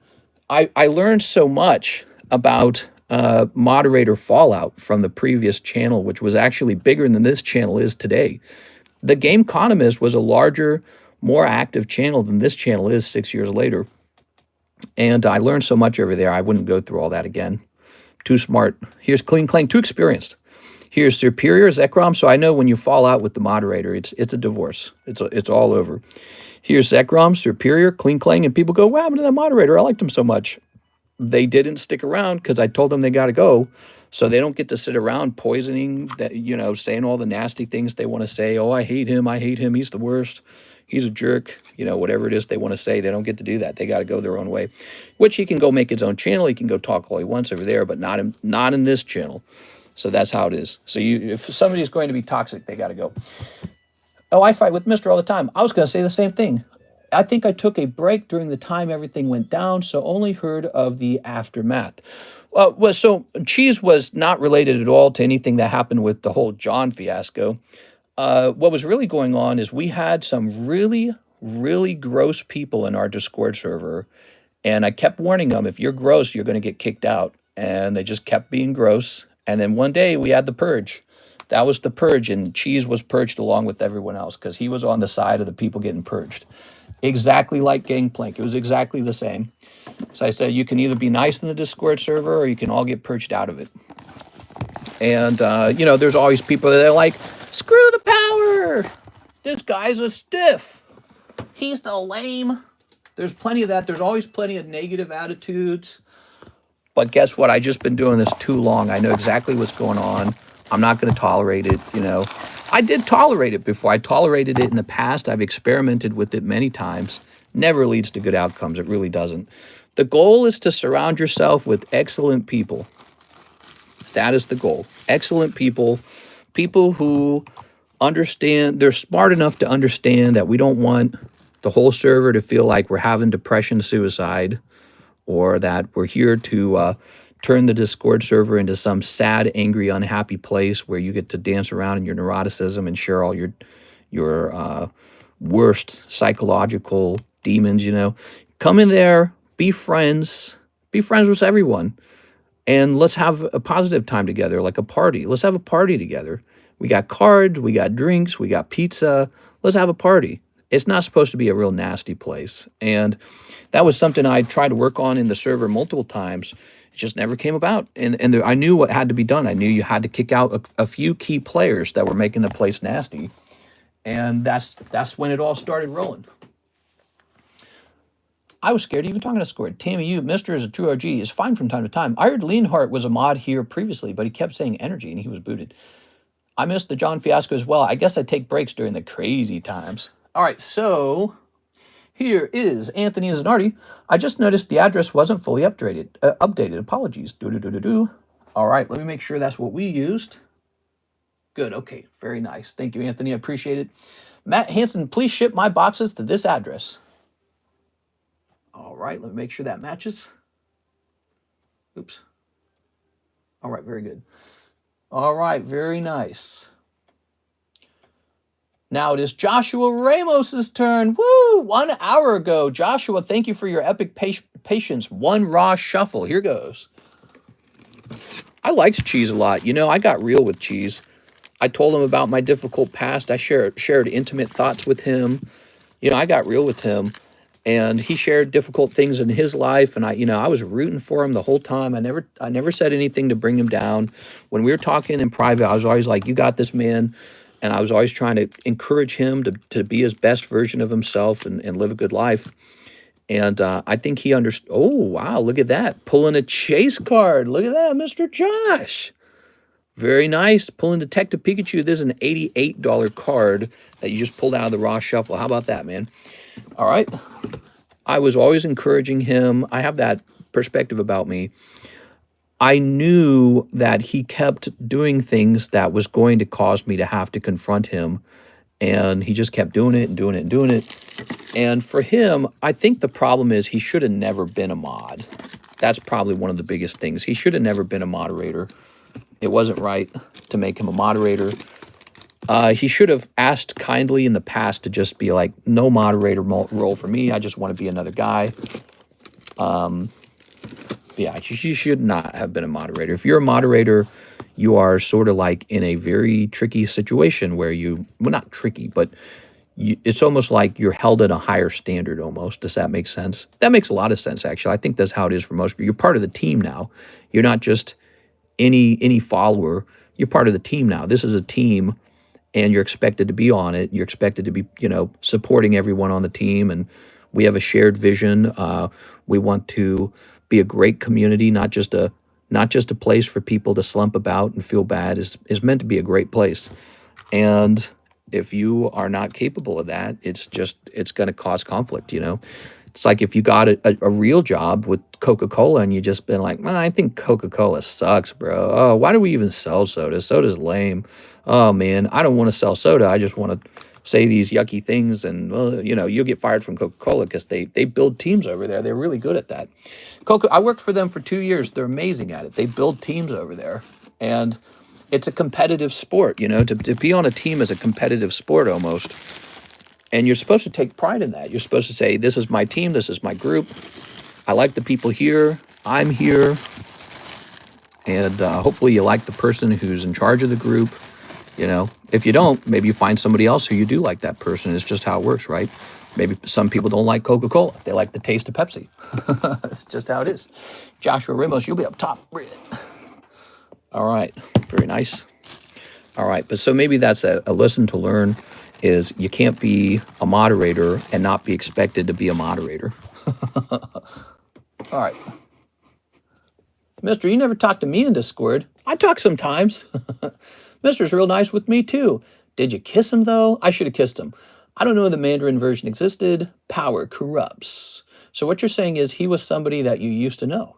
That's why I don't want to be mod. Too much responsibility. Where's Coeli? So Coeli, he also used to be a moderator. He lost the mod role in a different way. To be a moderator, you kind of have to be somewhat present. And he was just taking these really long breaks. And so eventually we just retired his moderator role because he wasn't in the streams enough. So he didn't really do anything wrong. I like Coeli. He's got a nice personality. But the thing is, he just wasn't there to moderate. And so we have a couple guys like that right now. Russ comes to mind. Russ pops in on a rare occasion. He still has the moderator role just because I have good memories of Russ. That's it. Russ has been here for like 5 years, I think. Who else is a moderator that doesn't really moderate? There's a couple of them, actually. But Tammy moderates like crazy. A. Perez is here all the time. Alex moderates like crazy. So there's some really core moderators. And then there's some guys who, they could lose their role, but not because they're bad people or anything. It's just they're not here consistently. They don't really moderate. You know what I mean? Like Troy could almost be made a moderator if he wanted to be because he's here so consistently. Here's David Smith. How about a spot in the Meowth Siggy break? $1 plus store credit and 1 Pokey Art Box sticker. You got it. 1 Meowth Siggy break. David Smith, you got it. All right, let's see. I used to talk to Mister, then we got rid of the politics channel. Oh, that place was so toxic. It was so toxic. It just wasn't a good fit.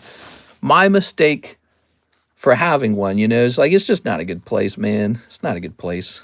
Too emotional. Politics is not fun. Here we are, David Smith. I'm actually glad it's gone. I'm a Pokemon card collector. That's my biggest concern is card collecting. Politics is just this extra thing. There are people who are into politics, like think tanks, journalists. They make their whole life politics. They get paid to do politics. People follow them for very well planned out and well thought out opinions. That is not me. I am very good with the finances. I'm very good with the Pokemon card asset management, predicting what happens next. That's what I do. And politics, it's just an aside. If you're a Democrat, come on in. If you're a Republican, come on in. This is a card shop. We get people from both sides. We've ran a poll. There are conservatives in our group. There's Democrats in our group. Everyone's welcome. We don't discriminate at all because the number one thing that we really are is a card shop. Well, this is not a politics channel, but we just get mixed into it because we talk so much. Okay, one spot in the Meowth Siggy break and one Pokey Art Box sticker. You got it, man. One Pokey Art Box sticker. So wait a second, the James break. Was I putting the cards in the back? Here it is. All right. All right. It doesn't matter to me at all who you are, what you believe in. Here we are. You can be like, anyone of any sexual orientation. I do not care. You can have severe autism. You can have crippling social anxiety. You can have no social skills. None of that matters. You just got to be sure when you come in the door, know that you got to be friendly to people. That's it. You got to be friendly and respectful. Politics channel in Discord was not friendly or respectful. And I was like, what are we even doing? Why do we keep this channel? So what's the point of this channel? Okay, let's grab this. It's fun. Politics, fighting with people on the politics channel is fun. It's like an addiction, a bad addiction. Doesn't give you anything you really want in life. There's one thing I want in life, and it's a better looking Pokemon card collection. Here goes Mr. David Smith. I just like the discussion aspect of it. Well, we can talk a little politics here every day, but everyone has to respect each other's opinion and understand that politics is really just a different form of philosophy. You have a philosophy about how reality works, how the world works, and you're placing a bet on what you think is the smartest next move. Here we go, group shot. So when you're really enjoying politics, you're removing your ego. It's hard to do that for most people. They've if you spend a lot of time arguing politics, you start to remove your ego, unless your job is a propagandist, which is what most journalism and most people on YouTube are all about. They've decided what their philosophy is, and they say, okay, now I'm going to pump out one version of that philosophy because I want everyone to agree with me. So, but if you're in the process of deciding what the philosophy is, that's where the political fun is. That's where the fun part is. That's what I enjoy. I enjoy the sitting down and analyzing it part, just like I enjoy analyzing markets or analyzing anything. Here's David Smith. I enjoy analyzing things. The problem with politics is the majority of people are too stubborn and take the debate too personally. Yeah, I think the nature is to get frustrated. The nature is to get angry, offended. And I don't want any of that. I want the philosophy. I want people to talk about data. I want people to place bets, be like, I bet this happens next. And then let's see what happens. Let's see what happens, Like what will happen next in Russia? Who knows? Let's place bets on it. But so that's why I enjoy it, because it's another place for my mind to place a bet based on some sort of philosophy that I think I believe in. But if the bet turns out wrong, well, then the philosophy has to change, right? Or if new data arrives, the philosophy has to change. It's not a religion for me. It's a game. Some people treat it as a religion. For me, it's a game. Ooh, this is needing one more person. This Tyranitar needs one person. It's a great card. Only $70 for a very nice Tyranitar. Here's Empoleon. So the new Mega Break is in. It's going to be this lovely Gengar, but I think I want to change that Mega sticker to be Caps. Mega Gengar, he's just started. We have a sub list for him. This is Carddass Gengar, probably about pop 30. It'll say pop like 70, but that's not true because they don't divide the green and the red ones. Sweet sticker. I like the discussion. Do you accept people who are severely impatient? Yeah, definitely. We're all a little impatient. Ah, that looks better. That looks way sexier. Look at that. Capital letters are sexier. Definitely. And then let's grab this for a sublist. Are there any one-piece breaks? Yeah, we actually got 2 one-piece breaks. There you go. I think it kept a lot of people coming into that Discord and talking a lot. Funny enough, in the TheCardconomist Discord, we had an adult content channel with naked people in it. And that was an extremely popular part of our Discord server. I mean, everyone would join that, and they'd all, you know, there was like a whole not safe for work community in that Discord. I think it still goes on to this day. I think it's one of the only active parts of, well, not only, I shouldn't say only, but it's one of the more active parts of that Discord server. So, Mr. David, not David. So, Mr. Gengar, we're going to say Mega Sublist. We didn't do that with Pokemon. I felt that Pokemon is geared too closely toward children, so I decided no, not safe for work channel in our... We did have one briefly, actually, at the early portion of it, because I was structuring it similar to the Game Economist. But then at one point I was like, you know what? Kids collect Pokemon cards. No, not safe for work channel. It's just not right. I didn't like it. Okay, so let's see. We're going to say $40, obviously, and it's going to be 41 and 10. But yeah, we had a very active not safe for work channel. Yeah. And then everyone was joining that. All the gooners. The gooners be gooning. There we go. I'm patiently awaiting the February sub. Hey, my ball changed. Now to patiently await the huge PSA submission to come back. I'll try to do better. Mangalaw and Blackbeard. Here it is. You're doing pretty good already, Mr. Brandon. I'm glad that you hang out with us. Here's, okay, I think we got it all. Did we mark this up by one? Did we mark this up? Let me double check this. This is the voice actor for Meowth from the anime. That's his signature card. We have 1, 2, 3, 4, 5. Yeah, we got 5 people in here, so we need 10 more people. That's good. That means it's on the move. 1/3 done, 2/3 to go. It's a great card. All right. So, let's see. We are also going to jump over here. Click. And grab Bryce Wolf, 4 Journey Togethers. Hey, what's up, Bryce? I feel like it's been a while, Bryce. 4 Journey Togethers.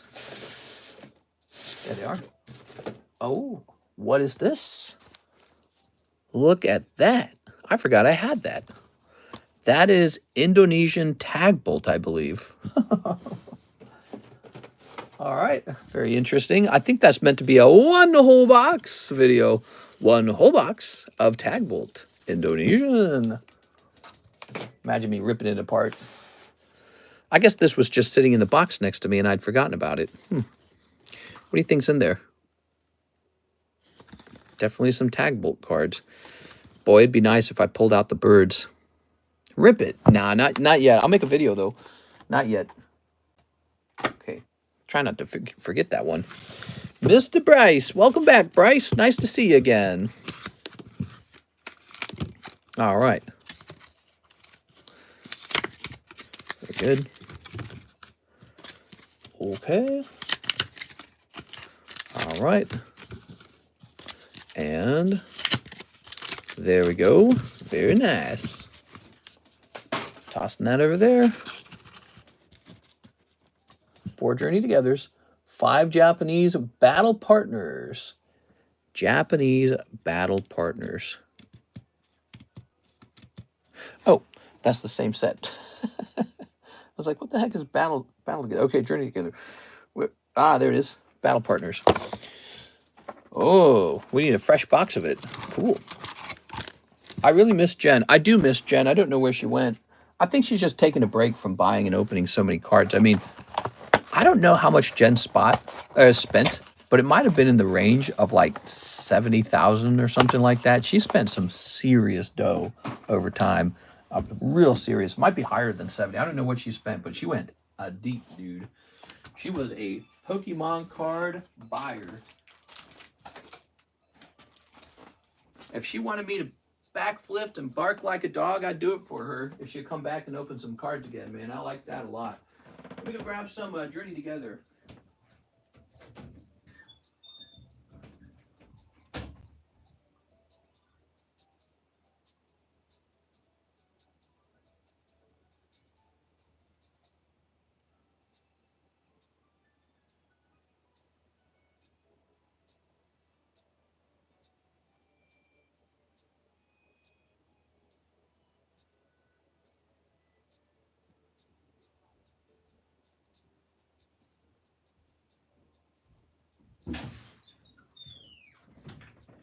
All right, here we are.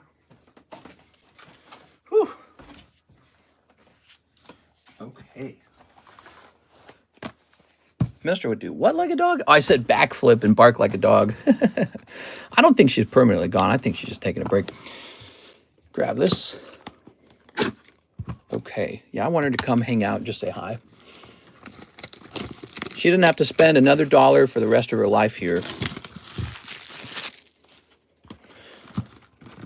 She just hang out and be friends. That's fine with me. She has a nice personality. It's a good thing. You want to have people like that in your group. One more.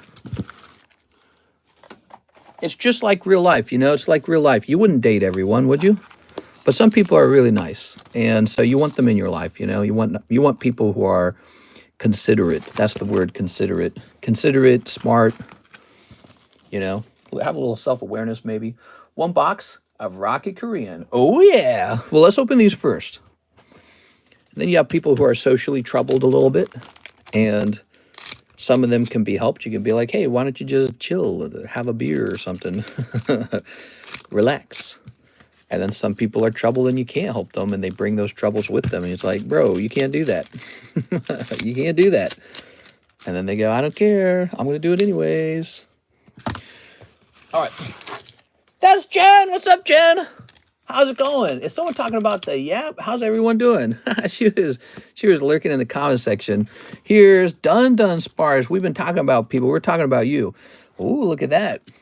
We're always wondering what's going on in the life of Jen. You're like a mythical creature now. We are. Here's Minchino. Here's Lycanroc. We are. All right. We're still going, Jen. Here's a Wheezing Bombardier. Ooh. Here's Lily's Clefairy. All right. Boop. And Squawkabilly. I summoned her, says Brandon. Oh, toss this over here. Wow, Bryce picking up the Lily's Clefairy. It's kind of interesting that Lily's going to be in the Mega Brave Mega Symphonia set, too. I wonder if they will do really well long term, or because Journey Together did not actually do super well despite having Lily in it. People come and go, but I'm hard to get rid of. No! Yeah. We were talking about a little bit of stuff. I was talking a little bit about, you know, cheese.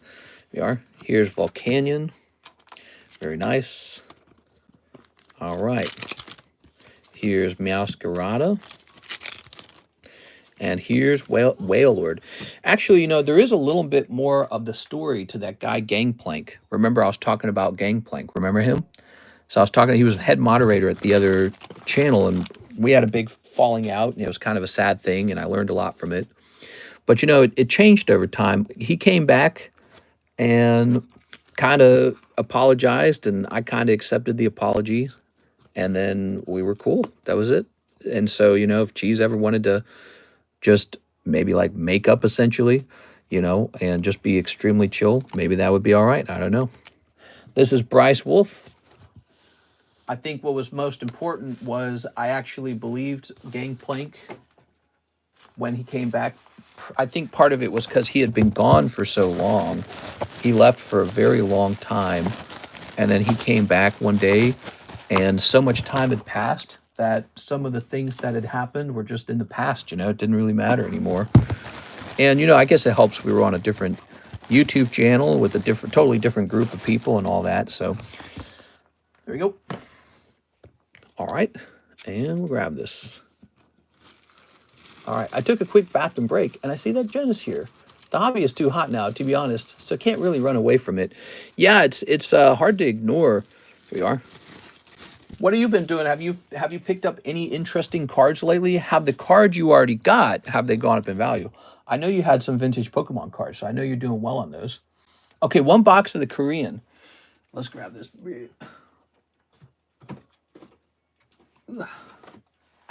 Ouch, my arm. What did I buy last? Let's see what I bought last, guys. Oops. Cancel this. So the last thing I bought it today. It was a holographic Tyranitar card. And then you might find this interesting. I picked up 2 more of those Gengar Master Balls because I think I had 3 of them already. And I said, why don't we just get 5? We can display them. we are. I like having 5. Here we go. So I picked up a couple more of those Master Ball Gengars. But you know, the Master Ball Gengars are really, they kind of popped up in price from when I first acquired them. Because when I first bought them, I think they were like 220. So now they're a higher price. I don't know if they're still worth it as much. There it is. I nominate Troy for mod. Okay, let's go ahead and snip this. Ready?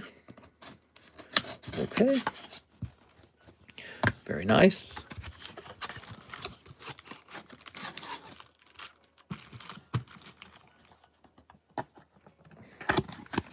I wish Jen wouldn't block me. She did it because I sniped her in the lives? Is that really it?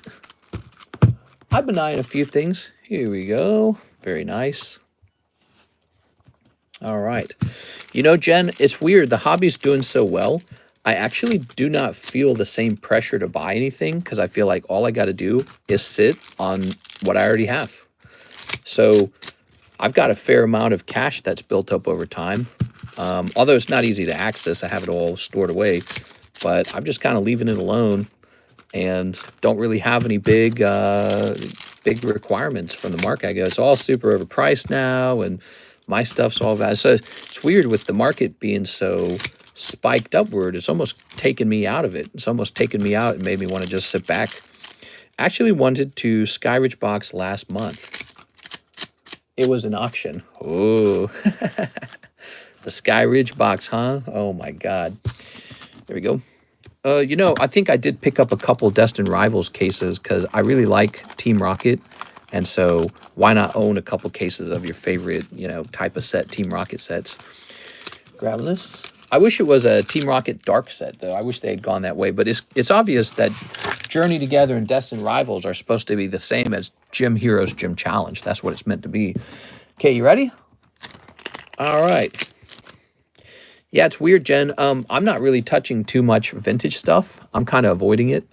And I'm just looking for little stuff here and there. I'm not going too deep on anything these days. I'm just appreciating that the market's jumped a bunch and that what I already have has gone up. And actually, I guess I feel tempted to sell sometimes. Sometimes Karis is like, I'm bored. And then I go, oh, let's just sell all my cards and move to Malibu or something. You know, move to California. The new set coming out, Mega something crazy, eh? I feel like it's a decent set, but it lacks a top-tier Pokemon. So it's a hint at what we could be getting down the road. I bet we're going to get a bunch of Mega sets with the release of Legends EA. And when they release Mega Gengar, Mega Charizard, those sets are going to go crazy. But this is more like a base set. I ordered a limited amount of it. I think I've got 4 cases of each. And I don't even know if those will fully sell through. We'll have to find out. But hopefully they do. And I bet it's going to be the next set that's going to be crazy, or maybe like 2 sets from now. Tossing this. All right, so we're going through our Korean Rocket set. By the way, guys, the option for Korean Black and White is now here. We can get Korean Black and White on the menu. Here we are. I don't know if you guys want Korean Black and White, but I'm tempted to buy a little bit of it just for fun. Here we are. Korean Rocket's been very popular. Of course, Korean Rocket's really overpriced in English. Agree, just happy Pokemon sets are doing well. We are. And yes, and I don't know where it goes from here either, but we're heading into the holidays. And the holidays are usually not a cooling off period. What? It gave you 2 Orbitals? That's not right, dude. Wow, that's just mean. Orbital's not even good. Orbital. The drawing's so mid. Ooh, I like this Tyranitar. How do you get 2 Orbitals out of a sealed box? Here's a cold one. Here's Garabis. And here is a cold one. And here's the Olive Tree. It really makes me think Team Rocket, you know? Mewtwo next box. Maybe. Here we are. But we shipped off like 4 Mewtwo's in the latest PSA submission. It was like 4 of them. All right. I like Scarlet Violet. I feel like Sword and Shield still has the better artworks. Like Sword and Shield had Giratina, it had Rayquaza VMAX alt, it had Gengar alt, it had Espeon alt, it had all of Evolving Skies basically. Lugia alt was in that set. I feel like Scarlet Violet does not have as many good pulls. It's got like the Magikarp. Ooh, it's got prismatic. It's got, I guess it's got Obsidian Flame's got a decent Charizard in it. It's an okay Charizard. We are. All right. Magic is doing well. Glad you're selling those as well. Yeah, oh man, I don't know if you saw it, but we had this thing happen where I ordered like 6 booster boxes of Final Fantasy from a guy for like $700, and then it got stolen mid-shipment. The whole thing got stolen. And what was sad is during the shipment, the boxes jumped from $700 to like $1,100. So I was like, my money just doubled. But then it got lost, so I never got it. And the seller, of course, he didn't want to replace them. He just gave me a freaking refund. I can't fully blame him, I guess, but, you know, man, that sucks. It's like I lost out on $3,500 in price appreciation. Really terrible. Bryce Wolf, let's find your box. Let's find your bag. Yeah, but yeah, Magic, I've been seeing really good sales on the Magic sets, and I like that too because it's an American company, Magic is, and sometimes it's sad knowing that almost every good card company is in Japan. Like, I don't dislike Japan at all. I like Japan, it's cool, but I kind of wish, you know, there were more famous American companies printing cards too. Just 'cause maybe it's just kind of like a cool thing. You want to see your own country get involved. Let's see. So Magic the Gathering's doing okay, probably because they're kind of copying Weiss Schwartz's playbook. They're making all these licensed card sets, like Final Fantasy's done extremely well for them. Okay, not this. Magic's doing well. Glad you're selling those as well. Thief, gosh dang. What? We are? All right. And, oh, you're talking about the UPS thing, yeah. Yeah, it was really sad. I missed out on, because I'd ordered them a bit early, and I think I'm getting you a new bag, Mr. Bryce. Okay, Mr. Bryce. I'd ordered them early, back when they were $700, and so I was set up to get a big payout, and he shipped it, and then it went missing during shipping, I guess. I suspected that maybe he had it shipped back to him, but UPS really reported that it was gone, it was missing, so here you go, Mr. Bryce. I was suspicious he intercepted it somehow. All right, there we go. All right. Very good. Whew. And now we have an order from Mr. Zach. He says, 2 Destined Rivals and a top loader for Luffy. Used the rest of store credit. Wow, you waited a while for this order. Sorry for the long wait, man. Okay. Oh, and we started doing this too, Tammy. Check it out. Did I say Tammy? Look, it's like the good old days. Miss Jen. All right, so we've got 1, 2, 3. You know what I need to do? I need to meet you guys in real person. We go. All right, set this here, and here, and here. All right. Very nice. Law jammy here.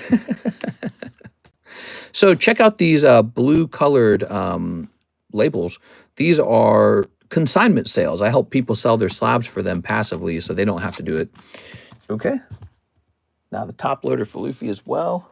I used to call Jen Tammy a lot. I don't know why I do that. Maybe because you're both girls. I don't know. Let me go ahead and snip this. I've called Six and Alexis. The person who does the shipping for me now, her name is Miss Alexis. She's hosted a couple streams. She was in today. She does good work.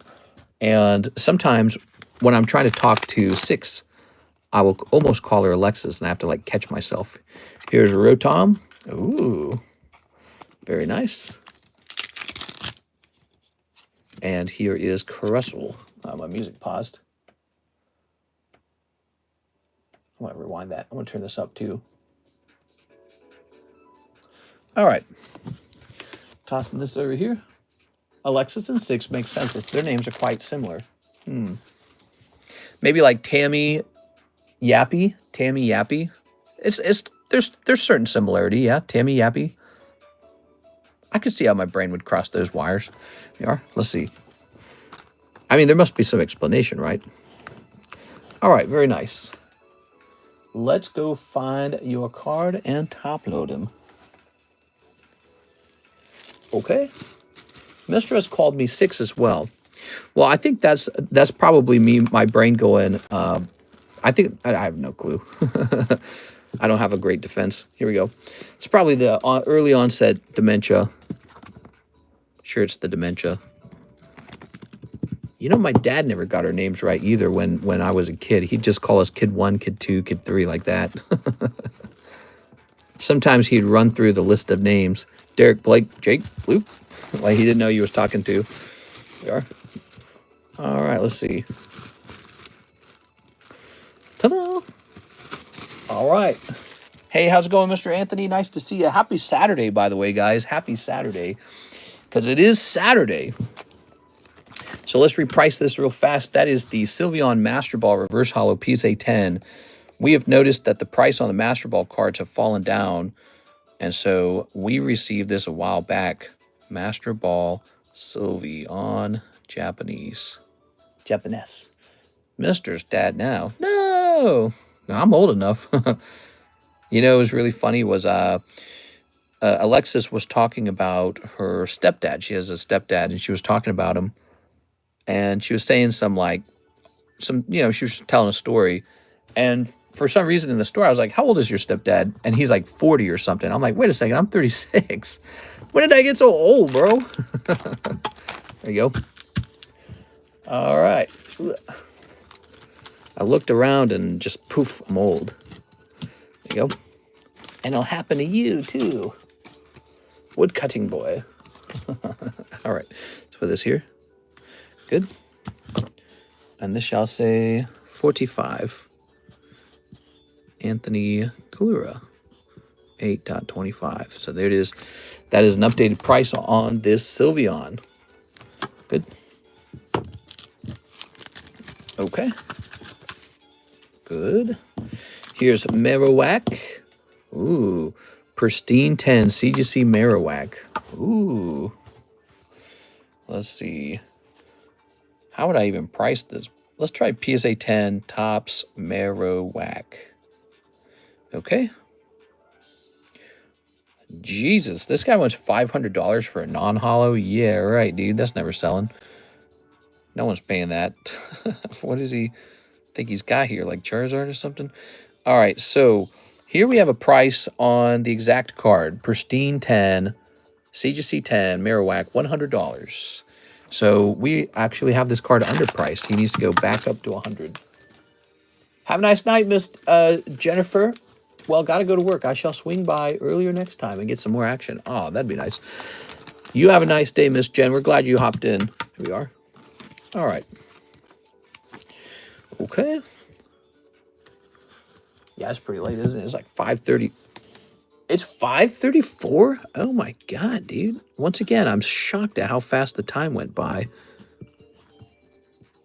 I got to get some shipping ready. There we go. That's nice. Let's go jump back into the YouTube. I'm sorry, the PayPal channel. Mark says 1 box of Pokemon Future Flash to give away. You're crazy, man. You're crazy. All right, you got it. Mr. Mark. We have a giveaway card now, guys. And Mark is going on. I'm going to say 2. Mark Valerian. Dang, dude. We're going to save this for tomorrow, okay, Mark? Wow. He was crazy. LaFlame actually gave $100 on August 1st. He's really generous, dude. So, Future Flash. Future Flash. Where do I store Future Flash, I wonder? I know I've got some. Wait, is it a box over here? Yeah, it is. All right. Future Flash.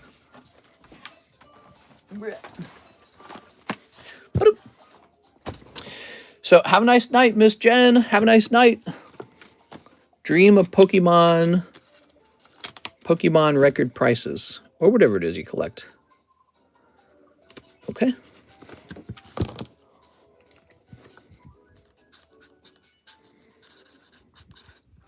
So that'll be the next giveaway.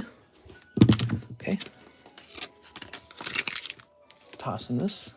Brought to you by Mark, a $90 giveaway. Wow. We actually have a giveaway to host.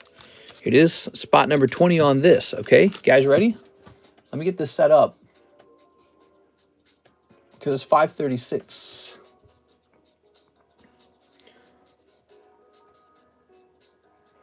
Okay, type in TCC right now to get in that, okay? Type in TCC to get into that giveaway. We also have a $100 order by Bryce Wolf, 2 Korean rocket boxes. Well, I can't say no to that. We gotta get these open. We got one. I think the other one's over here. Yeah. Okay, 1, 2. Okay, ready? Mr. Bryce.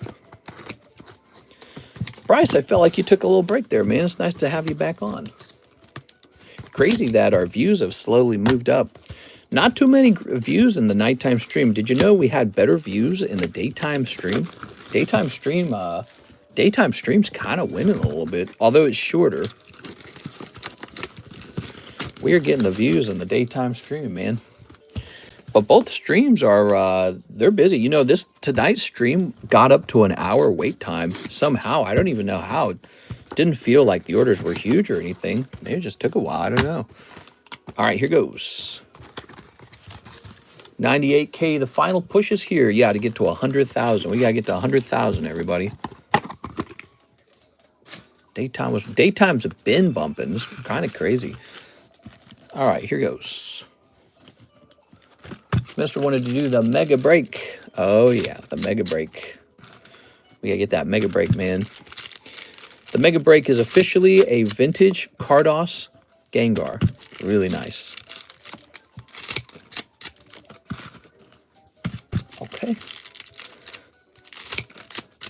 He is a PSA 10.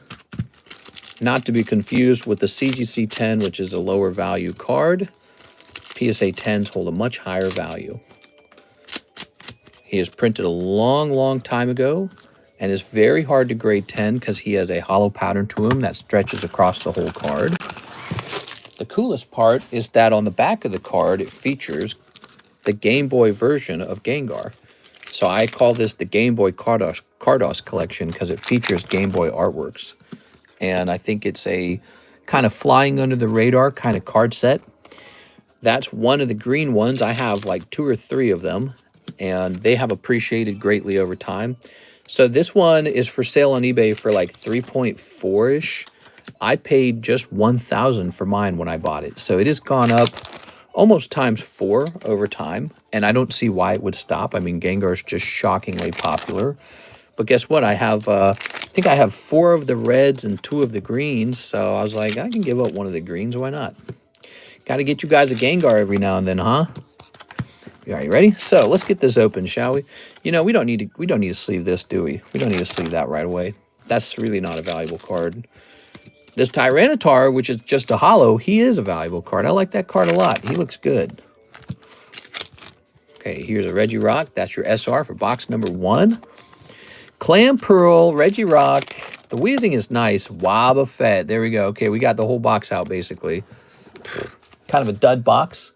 Where is 6? Anyways, she's probably sleeping. Gotta get some sleep sometimes. All right, there we go. Zamazenta. Doopy-dooby. Doobie-doopy-dooby. Who would have thought of that, mister? Who would have thought? Okay. Very good. We're just popping these open now because we know there's really nothing left in these. So I've been watching, while I was working on the submission, I was watching that TV show Tires with Shane Gillis in it. It's so funny, dude. It's like, it's not even that funny, and yet it somehow is funny. It's just Shane Gillis's personality shining through in the writing or the style. And I don't know, he's a funny guy. Hard to describe how he has a certain comedic effect to him. He's like a guy's guy. It's very much guy humor. I don't think a girl would necessarily like it as much. She might find him obnoxious. It is just like guys don't exactly love Amy Schumer. He's like an Amy Schumer, but for men. All the guys are guffawing. Guffaw. We are. Have you guys watched that? It's on Netflix. It's called Tires. It's a comedy written by, I guess, Shane Gillis. But there's a couple other comedians in that show, too. You'd probably recognize them. I was talking about it the other night because I was watching it, and I continue to watch it tonight. So I'm in like a new season. I think I'm in like season 3 of it. We are. Time flies when you're working. So, and Karis can't stand it. She doesn't like it. She tried watching it. She hated it, so definitely that makes sense. I told her because it's guy humor. Wow, it's getting bright outside. All right. Mr. Bryce. Snipping this. All right. How would you guys describe his humor? What do you think his humor is? There we go. All right. Gimli, the sun is rising. That show's hilarious. Yeah, it has like these really oddly funny moments. It is. It's definitely a different style of humor. It's refreshing, you know, it's refreshing because you've been getting a lot of humor from some comedians that have been in the game for a long time, and Shane Gillis is very new. It is. So it's nice to have a different flavor, you know? Yes. All right. Okay. Here's Mewtwo. Here's a hollow. Okay. Tossing this here. Yeah, I don't know how to describe his humor. Will Ferrell, he's got like man baby energy. Jim Carrey does all the faces and the craziness, which I've always found kind of a bit odd. I don't know if I like it that much. C.K. Lewis is really dark and depressing, actually. C.K. Lewis has some dark freaking humor. It's funny, but it's rooted in a lot of, you can tell it's like rooted in anxiety and depression. So he does that really well. Jim Gaffigan, very family friendly. He takes, you know, I feel like a lot of his takes come out of laziness. Like he has a lot of lazy takes. Glutton and laziness. We are. Ooh, Clam Pearl. Very nice. All right. There's been a couple recent stand-up comedians. I don't know all their names, and they're all right. I don't know if anyone necessarily beats C.K. Lewis for me. That guy's really good. We haven't had any new Ricky Gervais comedy. His is also deeply, deeply depressing. He takes a really stark look at reality. Very similar to C.K. Lewis almost. Maybe even worse. So I would say that Ricky Gervais is more cynical, whereas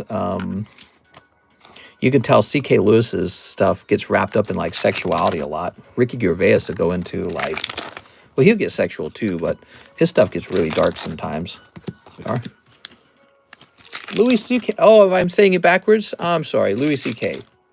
Ha-ha! Golden Crobat. Not bad. I like the way this card looks. All right, there you go. I was going to feel bad if you didn't get something nice. Bill Burr. I don't know. I feel like Bill Burr... I've been listening to Bill Burr since I was working at Target. So I must have been like 18. And I listened to him through Coca-Cola. And now it's much, much, much, much, much further in the future. And he sounds like a guy who's like getting therapy. And somehow that's not as funny.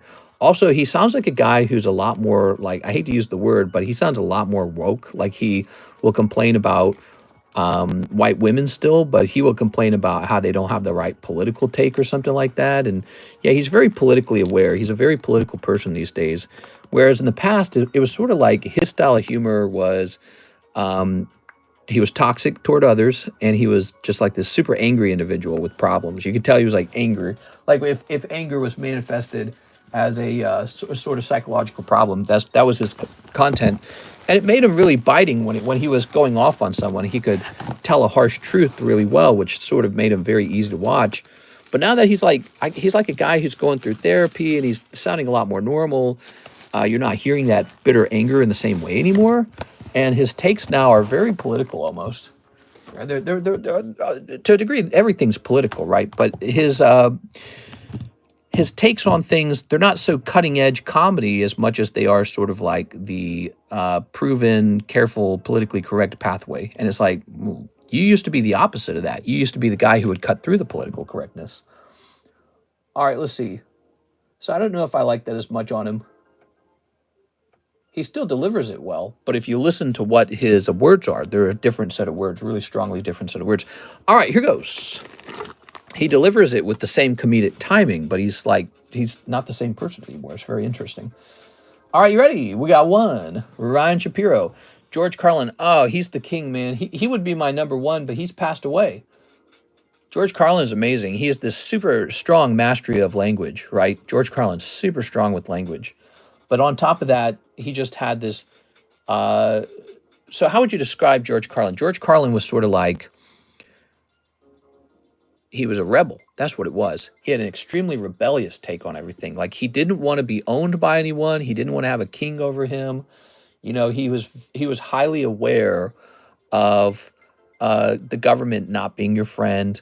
He was a doubter. He was cynical. He allowed you to open your mind to questioning the conventional wisdom of religion and politics.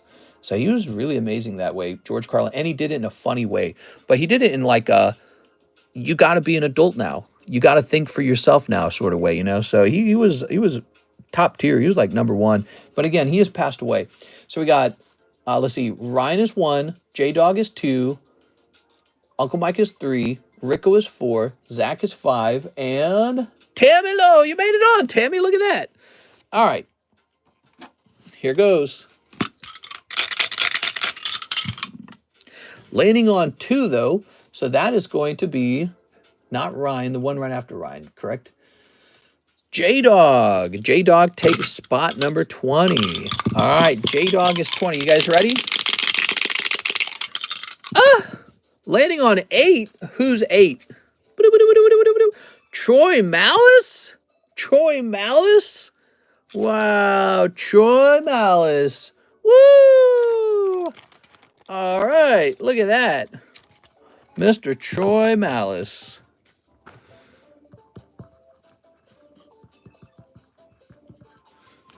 Yay! Troy the working man. He just left too, didn't he? All right. Nobody feels bad when Troy Malice gets a nice slab. All right. Good. It's a good thing, isn't it? You know, to be able to hand out stuff like that. So tomorrow night is Saturday night. We're going to have the Saturday night stream. Saturday Night Live. And it's going to be a whole box of Future Flash that's been donated by Mr. Hawaiian Rifleman, who's just like the most generous guy now. So he is the top donor, and when those run out, I'm going to be looking into my stash to be handing out some cards too, okay? So I'm not done handing out cards either, because it's just always going on. All right, guys. Well, thank you. We have 94 viewers right at the end of the stream. So many viewers at like 6 a.m. in the morning. It's really incredible. I had a lot of fun. What a nice stream. And Jennifer Yap popped in and said hi. It's really nice. I had fun, guys. I'll see you tomorrow or tonight for the Saturday nighttime stream. See you later, everybody.